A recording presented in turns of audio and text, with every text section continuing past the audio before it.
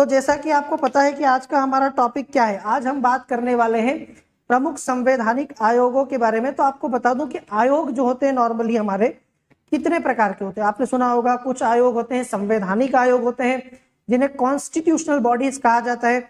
कुछ आयोग गैर संवैधानिक होते हैं जिन्हें नॉन कॉन्स्टिट्यूशनल बॉडीज कहा जाता है।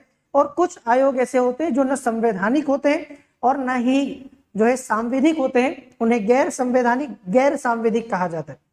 पहले इसका मतलब समझ लो, है ना। संवैधानिक आयोग कौन से होते हैं और गैर संवैधानिक आयोग कौन से होते हैं। ऐसे आयोग जिनका सृजन, जिनका निर्माण भारत के संविधान के द्वारा किया गया है या जिनका उल्लेख भारत के संविधान के किसी भाग में, किसी अनुच्छेद में किया गया है। मतलब कुल मिला के संविधान के दायरे में जो आयोग हैं वे सारे आयोग संवैधानिक आयोग हैं, है ना। जैसे अगर हम बात करें सीएजी, नियंत्रक महालेखा परीक्षक, इसके लिए बकायदा भारत के संविधान के भाग 5 में आपको प्रावधान मिलेंगे। अनुच्छेद 148 से 151 तक के जो अनुच्छेद है भारत के संविधान के, ये सीएजी से जुड़े हैं, नियंत्रक महालेखा परीक्षक से जुड़े हैं। इसीलिए सीएजी एक संवैधानिक आयोग है, कॉन्स्टिट्यूशनल बॉडी है। दूसरी तरफ गैर संवैधानिक आयोग वो होते हैं जिनका सृजन संविधान द्वारा नहीं किया गया है, जिनके बारे में संविधान में कोई उल्लेख नहीं है, जो संविधान से बाहर जाके सृजित किए गए हैं, वे गैर संवैधानिक कहलाते हैं। परंतु ये दो तरह के होते हैं।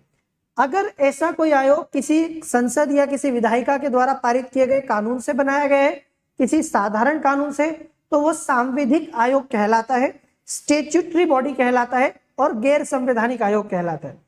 ऐसा कोई आयोग जिसका जिक्र न तो संविधान में है, मतलब जो न तो संवैधानिक आयोग है और न ही उसका संसद के द्वारा किसी कानून के द्वारा निर्माण किया गया है, तो वो गैर संवैधानिक भी है और गैर सांविधिक भी है।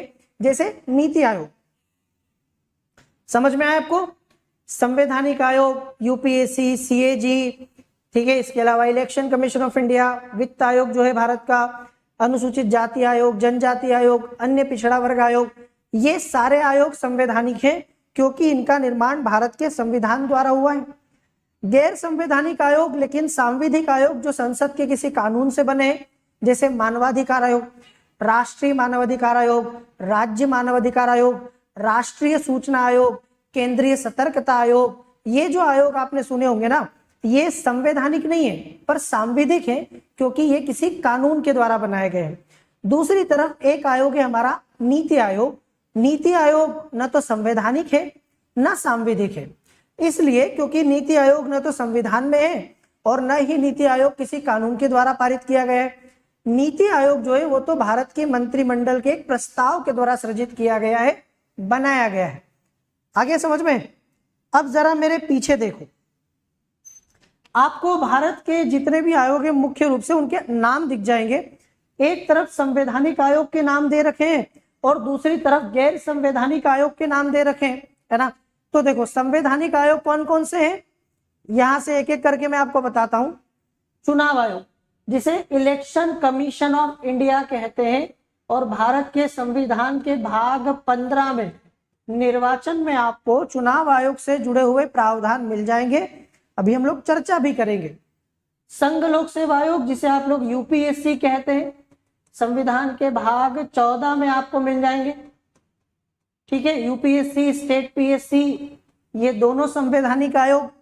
वित्त आयोग भारत के संविधान के अनुच्छेद 280 में आपको मिल जाएगा, है ना। भाग 11 में यदि आप देखेंगे, ये भी क्या है, एक संवैधानिक आयोग है ना, 280 के अंतर्गत। अनुसूचित जाति आयोग अनुच्छेद 338 में आपको मिल जाएगा, एक संवैधानिक आयोग है। अनुसूचित जनजाति आयोग 338 क में है, ये भी एक संवैधानिक आयोग है। वैसे ही पिछड़ा वर्ग आयोग भी एक संवैधानिक आयोग है। अल्पसंख्यकों के लिए विशेष अधिकारी, नियंत्रक महालेखा परीक्षक जिसे कैग कहते हैं, भारत का अटॉर्नी जनरल जिसे महान्यायवादी कहते हैं।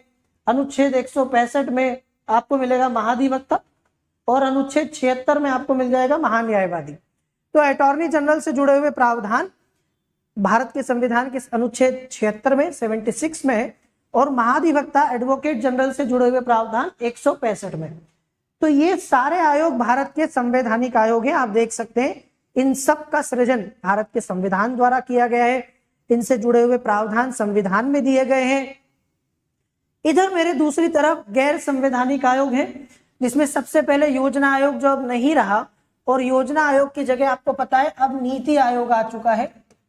तो नीति आयोग भी गैर संवैधानिक है और गैर सांविधिक भी है, इसके लिए तो कोई कानून भी पास नहीं हुआ है। फिर राष्ट्रीय विकास परिषद, राष्ट्रीय मानवाधिकार आयोग जो 1993 में संसद ने पारित किया था एक कानून मानवाधिकार अधिनियम, उससे बनाया गया है। राज्य मानवाधिकार आयोग, केंद्रीय सूचना आयोग आरटीआई एक्ट 2005 के द्वारा इसको बनाया गया है, तो एक सांविधिक आयोग है, गैर संवैधानिक।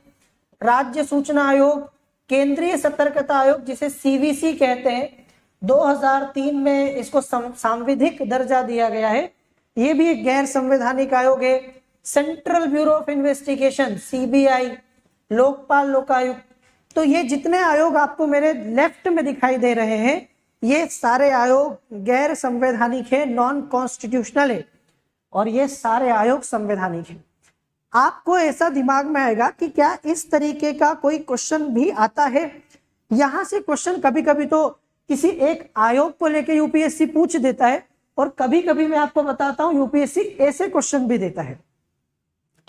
आप देखो मेरे पीछे आपको एक क्वेश्चन दिखाई दे रहा है, ये क्वेश्चन यूपीएससी 2023 में पूछा गया है। देखो आप 2023 में पिछले साल प्रीलिम्स में आया हुआ क्वेश्चन है, और क्वेश्चन देखो कितना जबरदस्त है।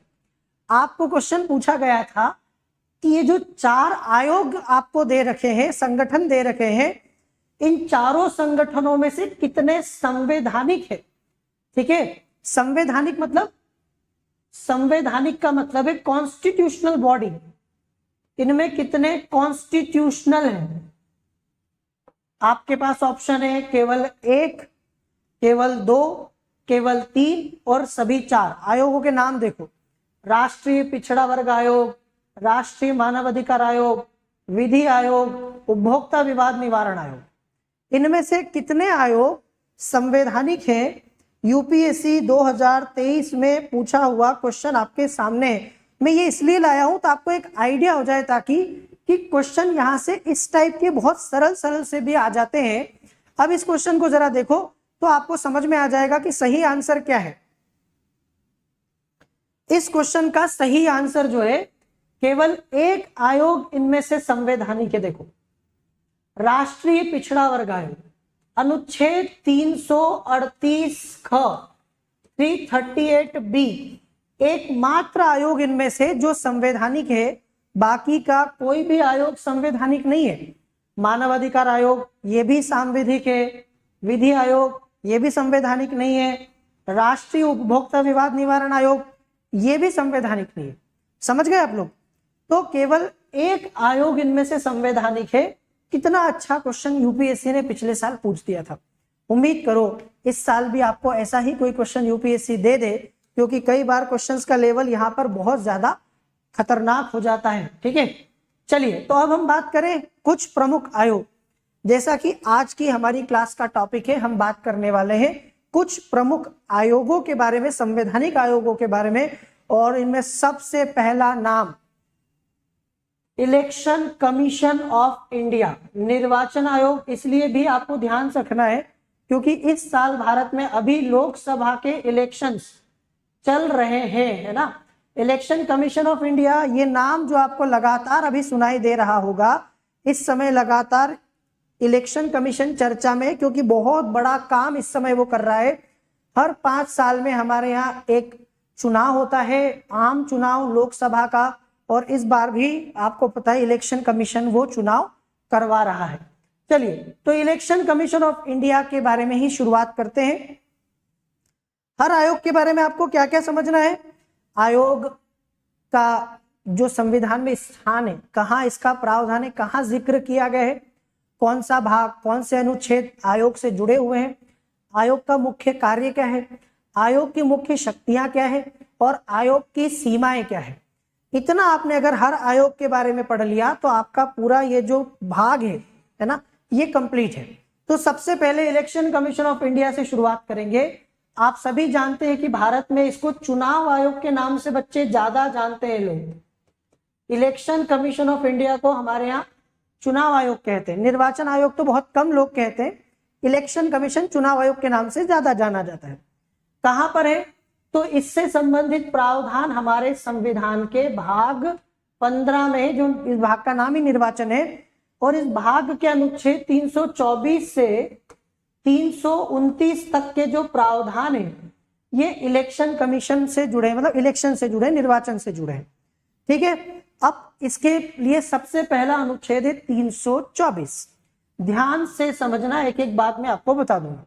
संविधान के अनुच्छेद 324 में लिखा है कि संसद, राज्य विधानसभाओं, राष्ट्रपति, उपराष्ट्रपति के चुनावों के अधीक्षण, निर्देशन और नियंत्रण की शक्ति निर्वाचन आयोग में निहित होगी। देखो, इसी अनुच्छेद से निर्वाचन आयोग का निर्माण हुआ है और इसीलिए हम कह रहे हैं कि निर्वाचन आयोग एक संवैधानिक आयोग है, एक कॉन्स्टिट्यूशनल बॉडी है। पर इसी अनुच्छेद को यदि आप ध्यान से देखें तो आपको यह भी पता चल जाएगा कि इलेक्शन कमीशन किस किस के चुनाव करवाता है। संसद के, संसद मतलब राज्यसभा के चुनाव करवाता है, लोकसभा के करवाएगा। राज्य विधानमंडल मतलब विधानसभा और राज्यों की विधान परिषद भी आ गई। भारत के राष्ट्रपति का चुनाव, प्रेसिडेंट ऑफ इंडिया का इलेक्शन भी करवाता है, वाइस प्रेसिडेंट ऑफ इंडिया का इलेक्शन भी करवाता है। ये इतने इलेक्शन जो है ये करवाता है भारत का इलेक्शन कमीशन। समझ गए? ये जो मैं आपको बता रहा हूं ना, इसके अलावा कोई इलेक्शन नहीं करवाता। जैसे पंचायतों का, नगर पालिकाओं का चुनाव ये राज्य निर्वाचन आयोग कराता है और उसका इस निर्वाचन आयोग से कोई लेना देना नहीं है। पहली बात तो आप एक बात समझ लेना कि भारत में ना, वैसे तो आप सब जानते हो कि हमारा ढांचा कैसा है। हमारा ढांचा संघीय है। कैसा है? संघीय ढांचा है, जिसको फेडरल सिस्टम बोलते हैं। वैसे तो इंडिया एक फेडरल कंट्री है, लेकिन फिर भी भारत में निर्वाचन एकीकृत है। जैसे न्यायपालिका हमारी एकीकृत है ना, केंद्र राज्य दोनों के लिए एक न्यायपालिका है, वैसे ही निर्वाचन भी एकीकृत है, मतलब केंद्र राज्य के लिए अलग अलग निर्वाचन नहीं है। अमेरिका में अगर आप देखोगे तो आपको दोहरा निर्वाचन मिलेगा। वहां केंद्र के लिए निर्वाचन आयोग अलग है, राज्यों के लिए अलग है। भारत में जो निर्वाचन आयोग है इसको बोलते हैं election commission of India, Bharat निर्वाचन आयोग। और यही चुनाव करवाता है संसद के भी, और यही चुनाव करवाता है राज्यों की विधानसभाओं के भी। आगे समझ में? राज्यों की विधानसभाओं के चुनाव करवाने का अधिकार भी इसी का है ना। राज्यों की विधानसभाओं के चुनाव करवाने का काम भी यही करवाता है, विधान परिषद का भी करवाता है, विधानसभा का भी करवाता है। तो ये तो हो गया अनुच्छेद 324। अब जरा इलेक्शन कमीशन ऑफ इंडिया के बारे में थोड़ा सा और पढ़ लीजिए। कैसा है यह आयोग, कितने लोग हैं इसमें, इसकी संरचना कैसी है, इसमें नियुक्ति कैसे होती है, कौन करता है नियुक्ति।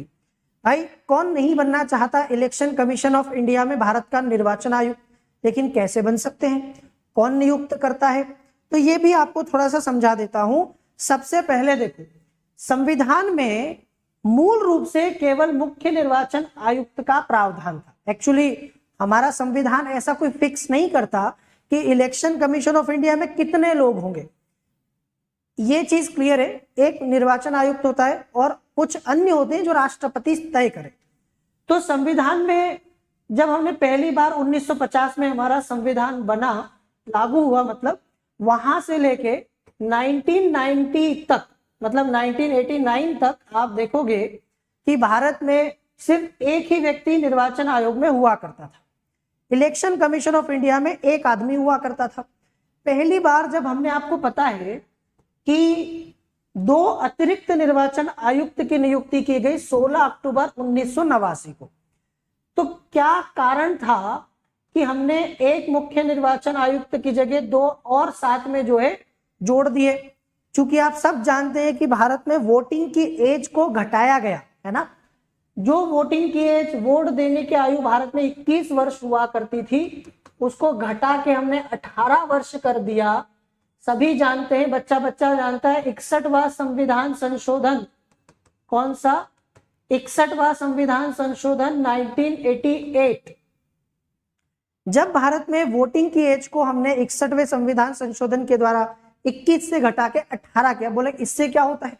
इससे होता है 3 साल कम हो गए। मतलब बहुत सारे लोग जो अभी वोट देने के लिए योग्य नहीं थे, साल 2 साल 3 साल बाद जिनका नाम आने वाला था, वो लोग भी वोटिंग लिस्ट में आ गए। तो एकदम से भारत में वोटर्स की संख्या बहुत बढ़ गई। तो ऐसा माना गया कि एक आदमी कैसे संभाल सकता है पूरी वोटिंग के मामले को। तो इसीलिए एक निर्वाचन आयुक्त तो था ही सही, वो हो गया मुख्य, और 2 निर्वाचन आयुक्त की नियुक्ति और हो गई। तो भारत में 1989 में पहली बार निर्वाचन आयोग में 3 लोग हो गए। मतलब जो सिंगल मेंबर बॉडी था वो मल्टी मेंबर बॉडी बन गया। लेकिन उसके बाद अगले ही साल हमने उन दोनों को फिर हटा दिया। मतलब 1 से 3 और 3 से 1 हो गए। फिर हमने निर्वाचन आयोग को एकल सदस्यीय कर दिया, सिंगल मेंबर बॉडी कर दिया। वो दोनों आयुक्तों को हटा दिया गया। 1990 में निर्वाचन आयोग में फिर से 1 आयुक्त हो गया। अक्टूबर 1993 को हमने फिर इसको मल्टी मेंबर कर दिया। 1 मुख्य निर्वाचन आयुक्त के साथ 2 अन्य निर्वाचन आयुक्त को मिलाकर इस संस्था में हो गए कुल 3 सदस्य। तो थोड़ा सा ना ये कहानी याद रख लेना। वैसे तो आपको याद हो ही गई होगी, जिस तरीके से मैंने आपको एक पूरा स्टोरी के तौर पर बताया, सीक्वेंस में बताया कि 50 में संविधान लागू हुआ तो हमारे यहाँ 1 निर्वाचन आयुक्त था, फिर हमने वोट देने की एज को कम कर दिया, अचानक से बहुत सारे लोग वोटर लिस्ट में आ गए, संख्या वोट देने वालों की बढ़ गई, तो हमने एक मुख्य निर्वाचन आयुक्त के साथ 2 को और जोड़ दिया। 1989 की बात है। फिर 1990 में हमने फिर इसको 1 सदस्य वाला कर दिया। मतलब 1 से 3, 3 से 1 और फिर 3, 1313। और 1993 से लेकर आज तक भारत में इलेक्शन कमीशन ऑफ इंडिया में 3 ही लोग काम कर रहे हैं। अभी भी यही है, एक मुख्य निर्वाचन आयुक्त है और 2 अन्य निर्वाचन आयुक्त है। अब चलो थोड़ा सा आपको भी काम दे देते हैं। वर्तमान में भारत के मुख्य निर्वाचन आयुक्त का नाम, वैसे तो बड़ा आजकल टीवी में, सोशल मीडिया पर सब जगह चल रहा है क्योंकि इलेक्शन चल रहे हैं भारत में। फिर भी कितने बच्चों को नहीं पता हो तो पता चल जाएगा। वर्तमान के भारत के मुख्य निर्वाचन आयुक्त का नाम सबसे पहले सचिन ने बताया है, राजीव कुमार। बहुत बढ़िया। Rajiv Kumar is currently chief election commissioner of India, मुख्य निर्वाचन आयुक्त हैं भारत के। तो मुख्य निर्वाचन आयुक्त और अन्य निर्वाचन आयुक्त 3 हो गए टोटल। नियुक्ति करते हैं भारत के राष्ट्रपति। इसमें कोई बहुत ज्यादा परेशान होने वाली बात नहीं, नियुक्ति भारत के राष्ट्रपति द्वारा की जाती है। अच्छा, इतना पता है तो पहले निर्वाचन आयुक्त का नाम भी बता दो। चलो साथ साथ लगे हाथ, भारत के आजादी के बाद पहले इलेक्शन कमिश्नर का नाम और बता दो।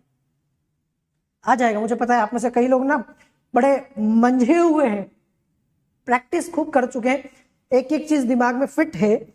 और ये देखो फिर नाम आ गया, सुकुमार सेन। बहुत बढ़िया। Sukumar Sen was the first election commissioner of India after the independence, है ना, पहले इलेक्शन कमिश्नर थे। अब सबकी नियुक्ति करते हैं भारत के राष्ट्रपति, चाहे एक हो या अनेक हो। नियुक्ति प्रेसिडेंट ऑफ इंडिया ही करते हैं, जैसे कि भारत के बड़े बड़े पदों पर नियुक्ति सभी भारत के राष्ट्रपति ही करते हैं। बात करेंगे कार्यकाल की, तो निर्वाचन आयुक्त का कार्यकाल होता है 6 वर्ष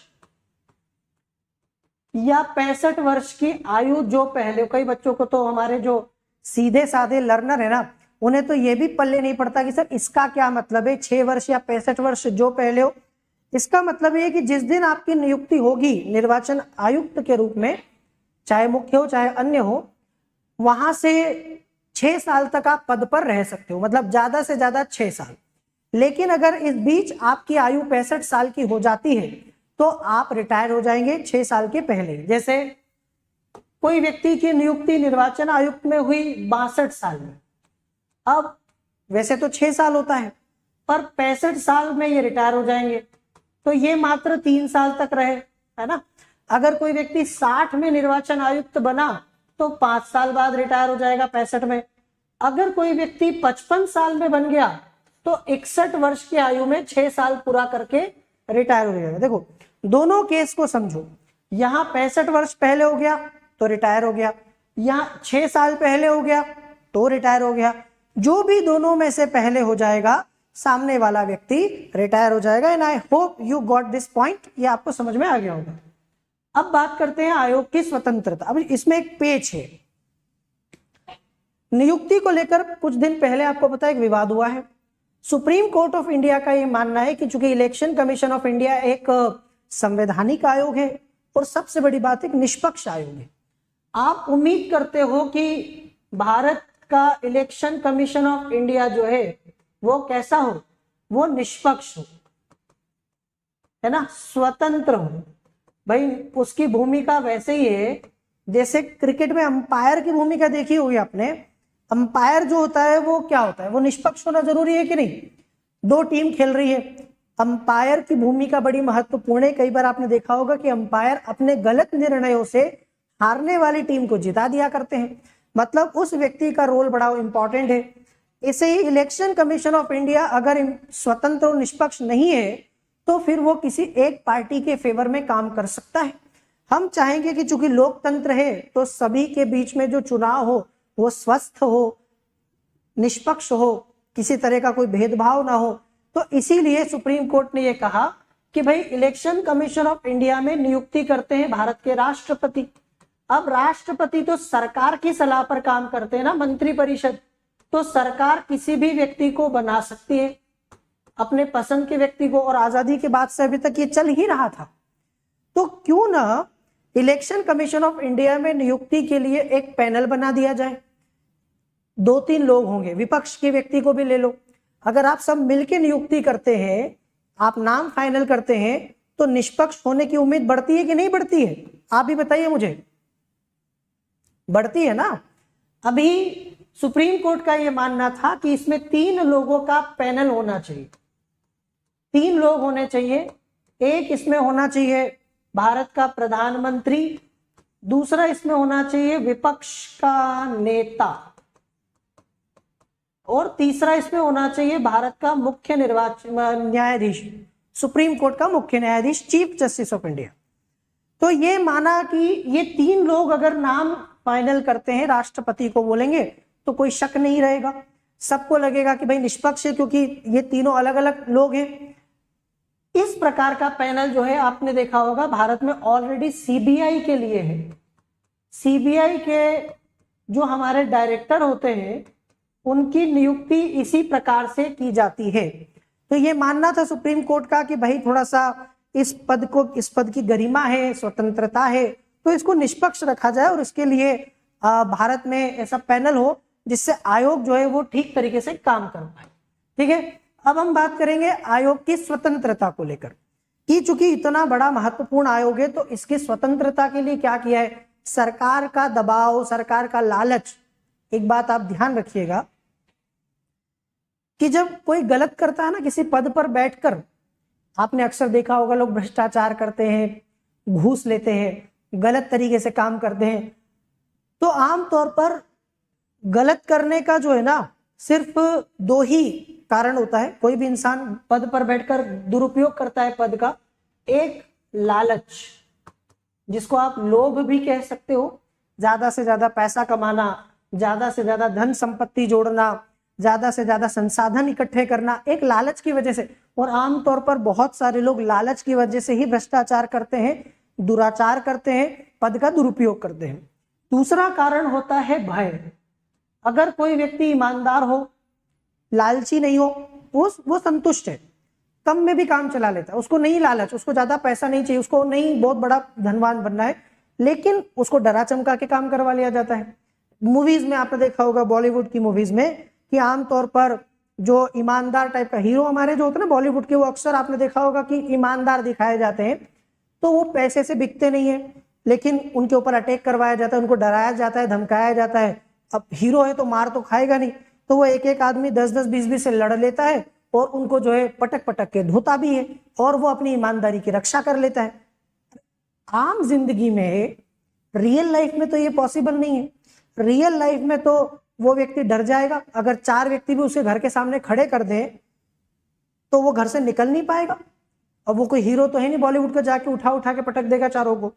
तो एक कारण होता है लालच और दूसरा कारण होता है भय। अब भय सिर्फ मारपीट का ही नहीं होता है, भय जो होता है कि आपका ट्रांसफर कर देंगे, डरा दिया, प्रमोशन नहीं करने होने देंगे, पैसा रोक लेंगे, सैलरी रोक लेंगे, समझ रहे हो। अब इंसान, वो एक आपने बॉलीवुड में सुना होगा ना, एक बड़ी फेमस लाइन जो है बहुत ज्यादा चलती थी पहले, ऐसी जगह ट्रांसफर करूंगा कि पानी भी नहीं मिलेगा, है ना। वो व्यक्ति डर जाए, काम करना पड़े उसको, उसकी बात मानना पड़ेगी। इसको राजनीतिक दबाव कहते हैं, पॉलिटिकल प्रेशर कहते हैं। तो ये जो भय है और ये जो लालच है, हम अगर इन दोनों चीजों से सिविल सेवकों को बचा सकें तो आप देखेंगे कि वो निष्पक्ष होकर काम करेंगे, वो स्वतंत्र होकर काम करेंगे और वो ईमानदारी से काम करेंगे। अब निर्वाचन आयोग को, और निर्वाचन आयोग नहीं, जितने भी ऐसी संस्थाएं भारत में जिनसे आप निष्पक्षता की उम्मीद करते हैं, चाहे वो यूपीएससी हो, चाहे वो भारत में सीएजी हो, आप देखो controller auditor general, supreme court हो, हाई कोर्ट हो, इन सब से आप ऐसी उम्मीद करते हैं, तो इनकी स्वतंत्रता के प्रावधान संविधान में ही कर दिए जाते हैं ताकि योग बिना लालच और बिना डर के अपने काम को ईमानदारी से कर पाए। तो इस आयोग की स्वतंत्रता के क्या क्या प्रावधान है, देखो। सबसे पहले तो कार्यकाल की स्वतंत्रता, 6 वर्ष या 65 वर्ष की आयु पूरी होने से पहले मुख्य निर्वाचन आयुक्त को पद से हटाना आसान नहीं है। यदि सरकार मुख्य निर्वाचन आयुक्त को पद से हटाना चाहे तो उसकी एक विशेष प्रक्रिया है। वो प्रक्रिया जिससे भारत में सुप्रीम कोर्ट, हाई कोर्ट के जजों को हटाया जाता है, वो प्रक्रिया जिससे भारत में नियंत्रक महालेखा परीक्षक को हटाया जाता है। जानते हैं प्रक्रिया क्या है? प्रक्रिया बड़ी पेचीदा है। अगर आप भारत के मुख्य निर्वाचन आयुक्त को पद से हटाना चाहें तो इसके सिर्फ 2 ही आधार हो सकते हैं, एक तो साबित कदाचार और दूसरा जो है असमर्थता। इन 2 आधारों के बाद आप अगर प्रस्ताव लाना चाहें तो आपको कम से कम 100 सदस्य लोकसभा में चाहिए प्रस्ताव लाने के लिए और 50 सदस्य राज्यसभा में चाहिए प्रस्ताव लाने के लिए। इससे कम में तो आप इनके खिलाफ प्रस्ताव भी नहीं ला सकते। प्रस्ताव लाने के बाद एक जांच समिति का गठन किया जाता है और जांच समिति इन पर लगे आरोपों की जांच करती है। जांच समिति में भी हाई कोर्ट के जज होते हैं, सुप्रीम कोर्ट के जज होते हैं। यदि जांच समिति आरोपों को गलत पाती है, सामने वाले को दोषी नहीं पाती है, तो वो छोड़ देंगे उसको, बात खत्म हो जाएगी। जांच समिति अगर दोषी पाए उसके बाद भी दोनों सदनों से विशेष बहुमत से प्रस्ताव पारित करना पड़ता है, अलग अलग, मतलब उपस्थित और मत देने वाले सदस्यों का 2/3 और कुल सदस्य संख्या के आधे से अधिक। दोनों सदनों से विशेष बहुमत से प्रस्ताव पारित होने के बाद भारत के राष्ट्रपति के पास जाता है और राष्ट्रपति के हस्ताक्षर के बाद आप इनको पद से हटा सकते हैं। अब आप मुझे खुद ही बताइए, इतना आसान है क्या? भारत में मुख्य निर्वाचन आयुक्त को हटाने की प्रक्रिया यही है। यही प्रक्रिया सुप्रीम कोर्ट के जजेस की है, यही प्रक्रिया हाई कोर्ट के जजेस की है, नियंत्रक महालेखा परीक्षक की है, राज्य निर्वाचन आयुक्त की है, सेम प्रोसीजर है। तो आज तक भारत में एक भी इलेक्शन कमिश्नर जो है मुख्य निर्वाचन आयुक्त हटाया नहीं गया। हाँ, अन्य निर्वाचन आयुक्त को हटाना हो तो फिर मुख्य निर्वाचन आयुक्त की जो है सीईसी की सलाह पर, मुख्य निर्वाचन आयुक्त की सलाह पर राष्ट्रपति हटा सकते हैं। लेकिन आप एक बात समझो, मैं जो मेन बात समझाना चाह रहा हूं कि इसीलिए भारत का इलेक्शन कमीशन बिना सरकार के दबाव में आए, बिना सरकार से डरे या बिना किसी लालच के अपना काम कर सकता है। उसको चिंता करने की जरूरत नहीं है क्योंकि सरकार उसका कुछ नहीं बिगाड़ सकती। ठीक है। दूसरा देखो, नियुक्ति के बाद अगर एक बार किसी को इलेक्शन कमीशन ऑफ इंडिया में निर्वाचन आयुक्त के रूप में नियुक्त कर दिया तो उसकी सेवा शर्तों में तुम कोई भी ऐसा परिवर्तन नहीं कर सकते जो गलत हो, जो उसके हित में ना हो। जैसे जब होता ना आपका अपॉइंटमेंट होता है तो बताया जाता है कि आपको सुबह 10 से 6 काम करना है, बाद में ससुराल ज्यादा तेज चल रहा है, सुन नहीं रहा, हमारी मनमानी कर रहा है, सरकार के खिलाफ काम करेगा, इसका टाइम बढ़ा दो, इसका टाइम सुबह 6 बजे से रात को 12 बजे तक कर दो, नहीं कर सकते। ठीक है। वेतन भत्ते भारत की संचित निधि पर भारित होते हैं। मुख्य निर्वाचन आयुक्त और अन्य निर्वाचन आयुक्त के जितने भी वेतन भत्ते हैं, ये सारे के सारे वेतन भत्ते भारत की संचित निधि पर भारित है। मतलब इस पर कोई मतदान नहीं होगा, वोट नहीं होगा, चर्चा के बाद ये पैसा निकल जाता है। तो निर्वाचन आयुक्त चैन की नींद सो सकते हैं कि मेरा वेतन जो है वो आ जाएगा, सैलरी मेरी रुकेगी नहीं, सरकार की बात नहीं भी मानी तो भी सैलरी अकाउंट में क्रेडिट होगी। आ गया समझ में? तो ये मैंने आपको क्या बताया, भारत के निर्वाचन आयोग की स्वतंत्रता को लेकर या स्वतंत्रता को सुनिश्चित करने वाले भारत के संवैधानिक प्रावधान, स्वतंत्र बजट, इनका बजट भी स्वतंत्र होता है, पूरा बजट इनका अलग चलता है, उसी हिसाब से इनका खर्चा चलता है। तो ये बड़ा अच्छे प्रावधान है। लेकिन कहते ना कि कमी तो हर चीज में होती है, सिक्के के दो पहलू होते हैं। अभी मैंने आपको सिक्के का एक पहलू बताया है, सिक्के के दूसरे पहलू को आइए जानते हैं। सिक्के का दूसरा पहलू यह है कि निर्वाचन आयोग में इतनी अच्छी अच्छी बातें होते हुए भी कमियां तो है। कुछ ऐसे प्रावधान है या कुछ ऐसी चीजें जो इस निर्वाचन आयोग को कमजोर बनाती है, या हम कहें कि इसकी स्वतंत्रता में बाधा डालती है। कौन कौन से प्रावधान है, चलो बताता हूं। पहली बात, योग्यता। कहा मैंने आपको कुछ बताया अभी इतनी देर में कि निर्वाचन आयोग में कोई व्यक्ति नियुक्त होगा तो इतनी योग्यता होनी चाहिए। भारत के सुप्रीम कोर्ट में जज बनने की योग्यता आपने पढ़ी होगी, राष्ट्रपति की योग्यता पढ़ी होगी, उपराष्ट्रपति की योग्यता पढ़ी होगी। निर्वाचन आयोग में कोई योग्यता नहीं, किसी भी व्यक्ति को उठा के निर्वाचन आयोग में जो है भर्ती किया जा सकता है, नियुक्त किया जा सकता है। तो पहली बात तो मिनिमम क्वालिफिकेशन होनी चाहिए ना, कोई योग्यता नहीं है। दूसरा, संविधान में इनके कार्यकाल की बात नहीं की गई है, जो मैंने आपको बताया ना। कहोगे कि सर अभी तो आपने कहा कि 6 साल या 65 साल का कार्यकाल होता है, ये संविधान में नहीं है। 6 साल या 65 वर्ष का कार्यकाल तो हमारी संसद ने निर्धारित किया है, संविधान इस मामले में चुप है। मतलब संविधान के हिसाब से इनका कार्यकाल फिक्स नहीं है। अगर आपको ऐसी कोई गलतफहमी हो जाए कि ये कार्यकाल संविधान में लिखा है, नहीं, ऐसा नहीं है।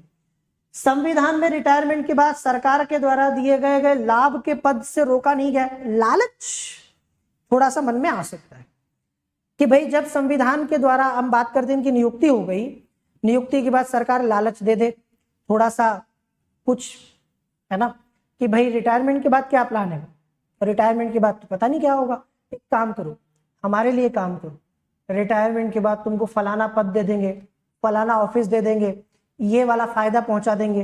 तो भाई मनुष्य है, लालच तो किसी के मन में भी आ सकता है। तो निर्वाचन आयोग में रिटायरमेंट के बाद सरकार के द्वारा दिए गए, अगर आप चाहते हैं ना कि पूरी तरह से निष्पक्ष हो, स्वतंत्र हो, ऐसे प्रावधान हटाने पड़ेंगे। रिटायरमेंट के बाद कोई पद नहीं, ताकि व्यक्ति को लालच नहीं रहे भविष्य का, है ना, कोई फ्यूचर प्लानिंग ना करने लग जाए इंसान। और नियुक्ति को लेकर तो मैंने बता ही दिया कि नियुक्ति भारत के राष्ट्रपति करते हैं मंत्री परिषद की सलाह पर, सरकार की सलाह पर। तो ये क्वेश्चन तो उठता ही रहता है कि मंत्री परिषद क्यों किसी निष्पक्ष व्यक्ति को नियुक्त करवाएगी। आ रहा है समझ में कि नहीं आ रहा है? तो ये प्रावधान मैंने जो आपको बताए हैं, ये भारत के निर्वाचन आयोग की स्वतंत्रता में कमियां हैं, या हम कहें कि बाधाएं हैं जो इस पद को कमजोर बनाती है भाई। ठीक है, चलो अब बात करते हैं आयोग की शक्तियों के बारे में। क्या करता है ये आयोग? हमारे दिमाग में तो एक पिक्चर क्लियर है, निर्वाचन आयोग है तो निर्वाचन करवाएगा, इलेक्शन करवाता है। बिल्कुल सही, आप सही है, एकदम सही है, इलेक्शन ही करवाता है और इलेक्शन से जुड़े हुए सारे काम करता है। ठीक है, देखो इसके कार्यों को मोटे मोटे तौर पर 3 भागों में बांट सकते हैं। प्रशासनिक कार्य है, कुछ काम इसके प्रशासनिक प्रवृत्ति के हैं, कुछ कार्य इसके सलाहकारी प्रवृत्ति के हैं, कुछ कार्य इसके अर्ध न्यायिक प्रवृत्ति के हैं। मतलब मोटे मोटे तौर पर 3 तरह के काम ये करता है। पहला प्रशासनिक के अंतर्गत क्या करता है? प्रशासनिक के अंतर्गत चुनाव करवाना, ठीक है, पार्टियों को चुनाव चिन्ह प्रदान करना, ये सारे काम इसके क्या हो गए? वोटर लिस्ट में आपका नाम दर्ज करवाना, ये प्रशासनिक काम। सलाहकारी काम, जैसे भारत के राष्ट्रपति या राज्यपाल को किसी संसद या विधानसभा के सदस्य की अयोग्यता से जुड़े हुए मामलों पर सलाह देना, ये काम सलाहकारी में आता है। अर्ध न्यायिक में आता है, ठीक है, किसी पर कार्रवाई करना, किसी का निर्वाचन रद्द करवाना, मतलब किसी का जो नामांकन है, गलत जानकारी दी गई है तो उसका नामांकन रद्द करवाना, या 2 पार्टी के बीच चुनाव चिन्ह को लेकर, चुनाव पार्टी को लेकर झगड़ा हो जाए वो सुलझाना। जैसे अभी शिवसेना के बीच में आपने देखा होगा तो ये सारे काम है। देखो मोटे मोटे तौर पर मैं आपको बताता हूँ, इलेक्शन कमीशन के काम एक एक करके देखो क्या करता है भारत का इलेक्शन कमीशन ऑफ इंडिया। समझ लो, ध्यान से पढ़ लो, क्योंकि एग्जाम आ गई है और ये इस बार आएगा एग्जैक्ट क्वेश्चन। इस बार चुनाव है ना भारत में, तो आपको पता है क्वेश्चन आएगा यहां से। परिसीमन आयोग का जो अधिनियम होता है उसके अनुसार निर्वाचन क्षेत्रों का परिसीमन करता है, तय करता है एक लोकसभा सीट एक विधानसभा सीट का दायरा क्या होगा, कहां कहां तक के लोग एक विधानसभा या लोकसभा सीट में आएंगे, ये काम करता है। निर्वाचक नामावलियों को तैयार करते हैं, वोटर लिस्ट बोलते हैं ना हमारे यहाँ, वोटर लिस्ट जिसमें जिसका नाम नहीं है तो नाम जोड़ेगा, उसमें सुधार करेगा, नाम हटाएगा, अगर कोई मर गया है तो उसका। चुनाव कार्यक्रम निर्धारित करता है। अभी जैसे भारत में इलेक्शन हो रहे हैं लोकसभा के, किसने तय किया कि कितने चरण में होंगे, कब कब होंगे? इलेक्शन कमीशन ने किया, उसे अधिसूचित करेगा। चुनाव के लिए प्रत्याशियों के नामांकन स्वीकार करता, आपने देखा होगा गाजे बाजे के साथ, ढोल धमाके के साथ, पूरी शक्ति बल के साथ हमारे यहाँ पर प्रत्याशी अपना नाम दर्ज करवाने जा रहे हैं ना। आपने देखा होगा, चाहे बड़ा भारत के प्रधानमंत्री क्यों ना हो, राहुल गांधी साहब क्यों ना हो, या जो भी बड़े बड़े नेता जो आपने देखे होंगे जो चुनाव लड़ रहे हैं, वो सब कोई जा रहे हैं डीएम के पास। डीएम कौन है? दरअसल डीएम या जो आपका कलेक्टर होता है वो जिला निर्वाचन अधिकारी होता है। तो वो डिस्ट्रिक्ट मजिस्ट्रेट के पास जाते हैं, अपना नाम दर्ज करवाते हैं, नामांकन दाखिल करते हैं। चुनाव में बिना नामांकन के नहीं लड़ सकते आप। इसी दिन के लिए आपको पढ़ना है और मेहनत करना है। जब आप आईएएस बनते हो ना तो आप डीएम बनोगे, और जब आप डीएम कलेक्टर बनोगे कहीं पर, तो फिर उस इलाके से भले भारत के प्रधानमंत्री क्यों ना चुनाव लड़ रहे हो, वो आपके पास आते हैं, आपके पास आके अपना नामांकन दाखिल करते हैं। कितनी बड़ी ताकत क्यों ना हो भारत की, अगर इलेक्शन लड़ रहा है लोकसभा विधानसभा का, आपके पास आएगा और आपके पास आके नामांकन दाखिल करता है। बहुत बड़ी बात है। जिन लोगों से मिलने के लिए लोग तरसते हैं, जिन लोगों के साथ फोटो खिंचवाने के लिए लोग जो है धक्का मुक्की करते हैं, हाथापाई करते हैं, वे लोग आपके पास आते हैं और आपके पास आके अपना नामांकन दाखिल करके जाते हैं, क्योंकि आप जिला निर्वाचन अधिकारी हैं। ये कुछ ऐसा है जो आपको प्रेरित करता है, मोटिवेट करता है। इस दिन के लिए बच्चे जो ना रात दिन एक करते हैं। इस दिन के लिए बच्चे जो है ना इतनी मेहनत करते हैं, और लाखों की संख्या में भारत में हर साल लोग आईएएस बनने का सपना देखते हैं। ठीक है, तो ये आप देख सकते हैं नामांकन स्वीकार करने का काम तो ये चुनाव आयोग करता है, और इनकी तरफ से कलेक्टर यही काम करेगा। उनकी जांच करने का काम राजनीतिक दलों को पंजीकृत करता है। अगर आप कोई पार्टी बनाते हैं, चुनाव लड़ते हैं, तो आपकी पार्टी को रजिस्टर्ड करने का काम करेगा। आपको चुनाव चिन्ह, आपने देखा ना, किसी को हाथ का पंजा, किसी को कमल का फूल, किसी को साइकिल, किसी को घड़ी, है ना, झाड़ू, अलग अलग प्रकार के चुनाव चिन्ह आपने देखे होंगे। ये चुनाव चिन्ह कौन देता है? ये आपको चुनाव आयोग देता है। अगर आप निर्दलीय लड़ रहे हैं तो आपका चुनाव आयोग आपको भी एक चुनाव चिन्ह देगा। फिर विभिन्न राजनीतिक दलों के द्वारा किए गए प्रदर्शन के आधार पर, जैसा भी चुनाव में उन्होंने प्रदर्शन किया है, उस आधार पर उनको नेशनल पार्टी या राज्य स्तरीय पार्टी का दर्जा, राष्ट्रीय पार्टी या राज्य स्तरीय पार्टी का दर्जा दिया जाता है। ये सारे काम चुनाव आयोग के काम है। इसके अलावा राजनीतिक दलों की पहचान और चुनाव चिन्ह से संबंधित विवादों में न्यायालय की भूमिका निभाता है। अगर दो पार्टियों के एक जैसे चुनाव चिन्ह हो गए, दो पार्टियों के एक जैसे मतलब सारे मामले हो गए, तो उसमें विवाद को सुलझाता है। विवादों की जांच के लिए अधिकारियों की नियुक्ति करता है। दूरदर्शन और रेडियो पर अपनी नीति और कार्यक्रम के प्रचार के लिए राजनीतिक दलों को समय सीमा का, कितने टाइम तक कौन आएगा, वो निर्धारित करता है। आदर्श आचार संहिता ना, कोड ऑफ कंडक्ट आदर्श आचार संहिता अभी चल रही है, तो आचार संहिता का पालन करे हर एक पार्टी, हर एक उम्मीदवार, हर एक प्रत्याशी। ये तय करता है इलेक्शन कमीशन कि अगर कोई आचार संहिता बनी हुई है, अभी आचार संहिता आपको पता है कि भारत सरकार, अभी चुनाव चल रहे हैं तो किसी घोषणा नहीं कर सकती, किसी नीति की, आपने देखा होगा ना, कोई योजना नहीं ला सकती, लोगों के लिए कोई कार्यक्रम नहीं ला सकती, कोई स्कीम नहीं ला सकती, है ना। तो इस प्रकार के आचार संहिता का उल्लंघन अगर हो रहा है तो उसकी जांच करता है आयोग। संसद सदस्यों की अयोग्यता से संबंधित मामलों में राष्ट्रपति को सलाह प्रदान करता है और राज्य विधानमंडल के सदस्यों के संबंधित मामलों में राज्यपाल को। कि अगर मान लीजिए कि ऐसा मामला आया कि संसद का कोई सदस्य, कोई सांसद लोकसभा राज्यसभा का अयोग्य हो गया, वो बहुत दिनों से संसद नहीं आ रहा है या कोई ऐसा काम कर दिया जो अयोग्य होने के लायक था, तो राष्ट्रपति इसकी ही सलाह पर उस व्यक्ति को अयोग्य ठहराता है, उसकी सदस्यता को रद्द करता है। बस ध्यान ये रखना, अगर मामला दल बदल का है, दल बदल से जुड़े हुए मामलों पर अयोग्यता वाला मामला इसके हाथ में नहीं है। अगर किसी सदस्य पर दल बदल का आरोप है, उसकी सदस्यता पर अगर मामला खतरा है, तो ऐसा काम भारत के राष्ट्रपति नहीं करते, उस सदन का पीठासीन अधिकारी करता है। ठीक है, मतलब लोकसभा अध्यक्ष राज्यसभा का सभापति करता है और उसमें चुनाव आयोग की कोई भूमिका नहीं होती, दल बदल वाला मामला में नहीं होगा। ठीक है, चलिए यहां तक समझ गए सब लोग। इलेक्शन कमीशन ऑफ इंडिया हमारा एक कॉन्स्टिट्यूशनल बॉडी था पहला, जो क्लियर हो गया। ऐसा ही एक कॉन्स्टिट्यूशनल बॉडी है राज्य निर्वाचन आयोग, स्टेट इलेक्शन कमीशन, जो कि 73वें और 74वें संविधान संशोधन के द्वारा बनाया गया है। इसे स्टेट इलेक्शन कमीशन कहते हैं, जो पंचायत और नगर पालिकाओं के चुनाव करवाता है। इसका भारतीय निर्वाचन आयोग से कोई लेना देना नहीं है, क्लियर रखना अपने दिमाग में, ऐसा कोई कंफ्यूजन मत रखना कि ये उसके अंडर में काम करता है, उससे जूनियर है, ऐसा कुछ भी नहीं है। दूसरी बात, स्टेट इलेक्शन कमीशन जो है वो पंचायत और नगर पालिकाओं के चुनाव करवाता है, विधानसभा लोकसभा के चुनाव से उसका भी कोई लेना देना नहीं है। उसमें नियुक्ति राज्यपाल करते हैं। कौन करता है? उसमें नियुक्ति राज्यपाल करते हैं, राष्ट्रपति नहीं करते हैं। हटाने का काम राष्ट्रपति करते हैं, नियुक्त करने का काम राज्यपाल करते हैं। चलो हो गया। अब आते हैं नियंत्रक महालेखा परीक्षक।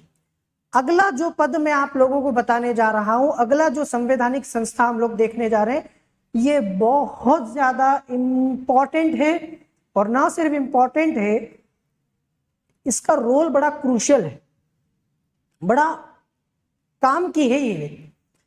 आप लोग हिंदी में इसे कैग कहते हैं, शॉर्ट में कई बच्चे इसको कैग के नाम से ही जानते हैं, that means CAG, controller and auditor general of India. English में पूरा नाम है controller and auditor general of India, और हिंदी में नियंत्रक एवं महालेखा परीक्षक।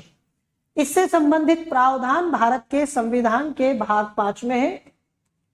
संवैधानिक आयोग है, अनुच्छेद 148 से लेके 151 तक के जो प्रावधान है, 4 अनुच्छेद है। ये अनुच्छेद जो है जुड़े हुए हैं CAG से। हमें समझना है कि CAG होता क्या है, CAG करता क्या है, और CAG क्यों इतना इंपॉर्टेंट है कि जो मैं आपसे कह रहा हूं कि इसका बहुत बड़ा रोल है। तो पहले तो समझो CAG करता क्या है। मोटा मोटी तौर पर ये काम करता है जिसको हमारे यहाँ ऑडिट कहते हैं। क्या करता है? ऑडिट करता है। ऑडिट क्या होता है भाई?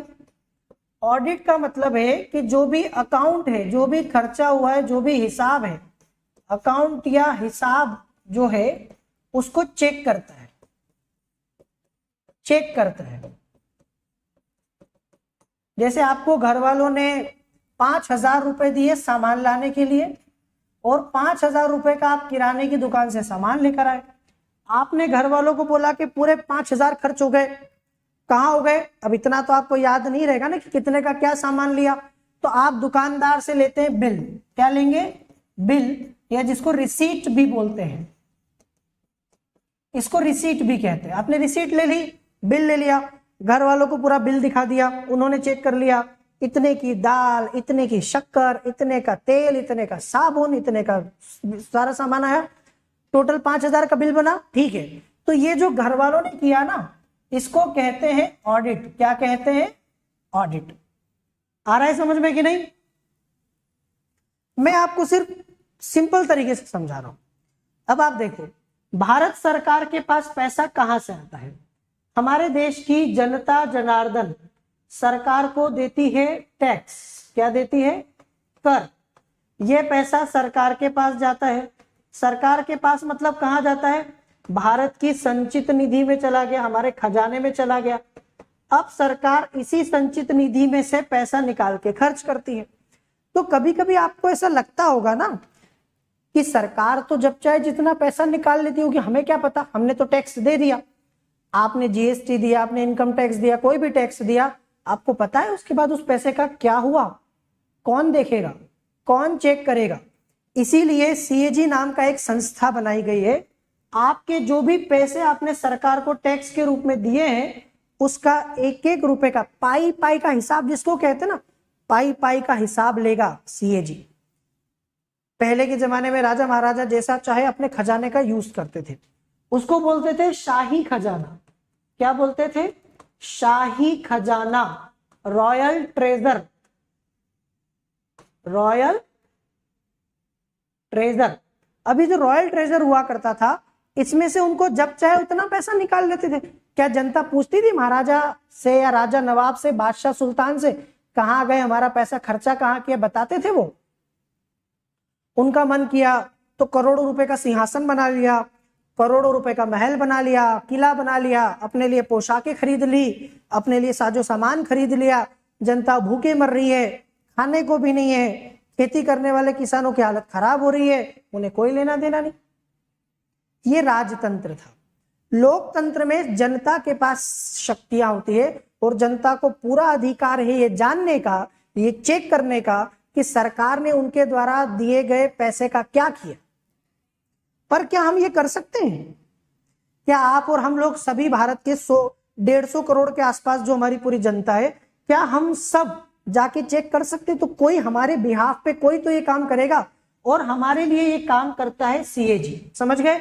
सरकार ने, जैसे आप देखो, संसद ने बजट पास कर दिया, संसद से बजट पास हो गया, सरकार ने चलो बजट से पैसा निकाल लिया, संचित निधि से, भारत की खजाने से वो पैसा क्या कर लिया? निकाल लिया। अब उस पैसे को सरकार ने कहाँ खर्चा किया, ये सारा खर्चा जो है उसके होने के बाद सीएजी उसको चेक करेगा। ठीक, इज दैट क्लियर? चलो, डॉक्टर भीमराव अंबेडकर, जिन्हें आप सब जानते हैं, इस संविधान के निर्माण में इनका योगदान हम सभी को पता है। डॉक्टर अंबेडकर ने खुद ने कहा है कि मैं मानता हूं कि सबसे इंपॉर्टेंट कोई व्यक्ति है इस पूरे मामले में तो वो सीएजी है। देखो, डॉक्टर अंबेडकर ने कहा है कि जो सीएजी है ना, भारत का नियंत्रक महालेखा परीक्षक, ये संभवतः भारत के संविधान का सबसे महत्वपूर्ण अधिकारी। अब जरा ध्यान दो, वो क्या कह रहे हैं? Most important officer of our constitution, सबसे महत्वपूर्ण अधिकारी। क्यों?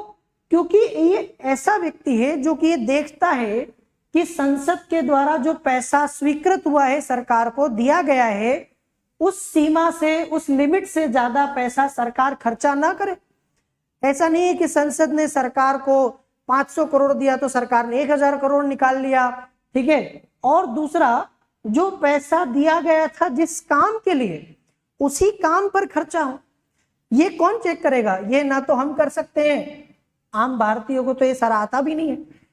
आप में से अगर कोई थोड़े बहुत अकाउंट वाले, कितने कॉमर्स के स्टूडेंट, यदि आप में से कोई कॉमर्स का स्टूडेंट होगा तो कॉमर्स वाले तो और थोड़ा बहुत जानते हैं ऑडिट के बारे में, अकाउंट के बारे में। साइंस वालों को तो पता भी नहीं होगा बहुत सारों को। दूसरा, जो पढ़े ही नहीं, 5वीं 8वीं 10वीं पढ़े होंगे या अनपढ़ होंगे, वो क्या जाने ऑडिट क्या होता है। तो ये सारा काम करता है हमारे लिए सीएजी। समझ गए आप लोग? इसीलिए इस व्यक्ति को क्या कहा जाता है जानते हो? इस व्यक्ति को कहा जाता है लोक वित्त का संरक्षक और देश की संपूर्ण वित्तीय व्यवस्था का नियंत्रक, guardian of the public purse. क्योंकि जो पैसा सरकार के पास है वो हमारा है, लोक वित्त है, वो सरकार कहीं से लेकर नहीं आई है, इसका ये संरक्षक है। ये हमारे पैसे को लुटने से, बर्बाद होने से बचाता है। समझ गए? और देश की संपूर्ण वित्तीय व्यवस्था को नियंत्रित करता है। तो ये बड़ा इंपॉर्टेंट होता है। अब आते हैं, ये तो हो गई भूमिका। अब समझते हैं थोड़ा सा इस पद के प्रावधानों को। ठीक है? अब जरा आ जाइए, इस पद के प्रावधान क्या है संविधान में। मैंने अभी आपसे कहा 148, 149, 150 और 151 4 अनुच्छेद जुड़े हैं नियंत्रक महालेखा परीक्षक से। सबसे पहले आर्टिकल 148 क्या कहता है? इसकी नियुक्ति, इसकी शपथ और इसकी सेवा शर्तों से जुड़ा है। नियुक्ति राष्ट्रपति करते हैं, यही लिखा हुआ है। शपथ भी दिलाते हैं, इसकी सेवा की शर्तें क्या है ये भी इसमें लिखा है। अनुच्छेद 149 भारत के नियंत्रक महालेखा परीक्षक के कर्तव्य और शक्तियों से जुड़े हैं। भाई ऐसा क्वेश्चन पूछ ले कि इस अनुच्छेद में सीएजी की कर्तव्य और शक्तियां हैं कि वो क्या क्या करेगा, जो मैं आपको बता रहा हूं अभी आगे। 149 में लिखा है। 150 में लिखा है कि संघ और राज्य के खातों का विवरण राष्ट्रपति के अनुसार, मतलब जो भी तय किया गया उस अनुसार रखेगा। 151 में लिखा है कि भारत की जो है केंद्र सरकार की सारी ऑडिट रिपोर्ट राष्ट्रपति को सौंपेगा और राज्य की जो ऑडिट रिपोर्ट है वो राज्यपाल को सौंपेगा। ठीक है, ये 148, 149, 150 और 151 में लिखा हुआ है। ठीक है, अब मैंने आपसे कहा कि ये तो बड़ा स्वतंत्र पद है, यही तो सरकार की चोरी को पकड़ता है। सरकार की चोरी, भ्रष्टाचारी, स्कैम, घोटाला, मनमानी, बेईमानी, जो कहना हो ये व्यक्ति पकड़ता है। तो क्या बताइए, क्या ये भी ईमानदार होना जरूरी नहीं है? हमारे कहावत है, चोर चोर मौसेरे भाई, सुना आपने? पक्का सुना होगा। बताओ जल्दी कमेंट में, पानी पी लेता हूं जब तक।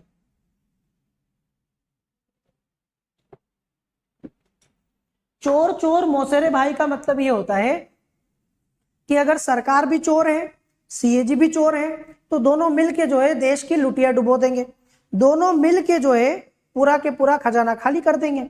अगर सरकार चोर है, सरकार बेईमान है, तो कोई तो ईमानदार होना चाहिए।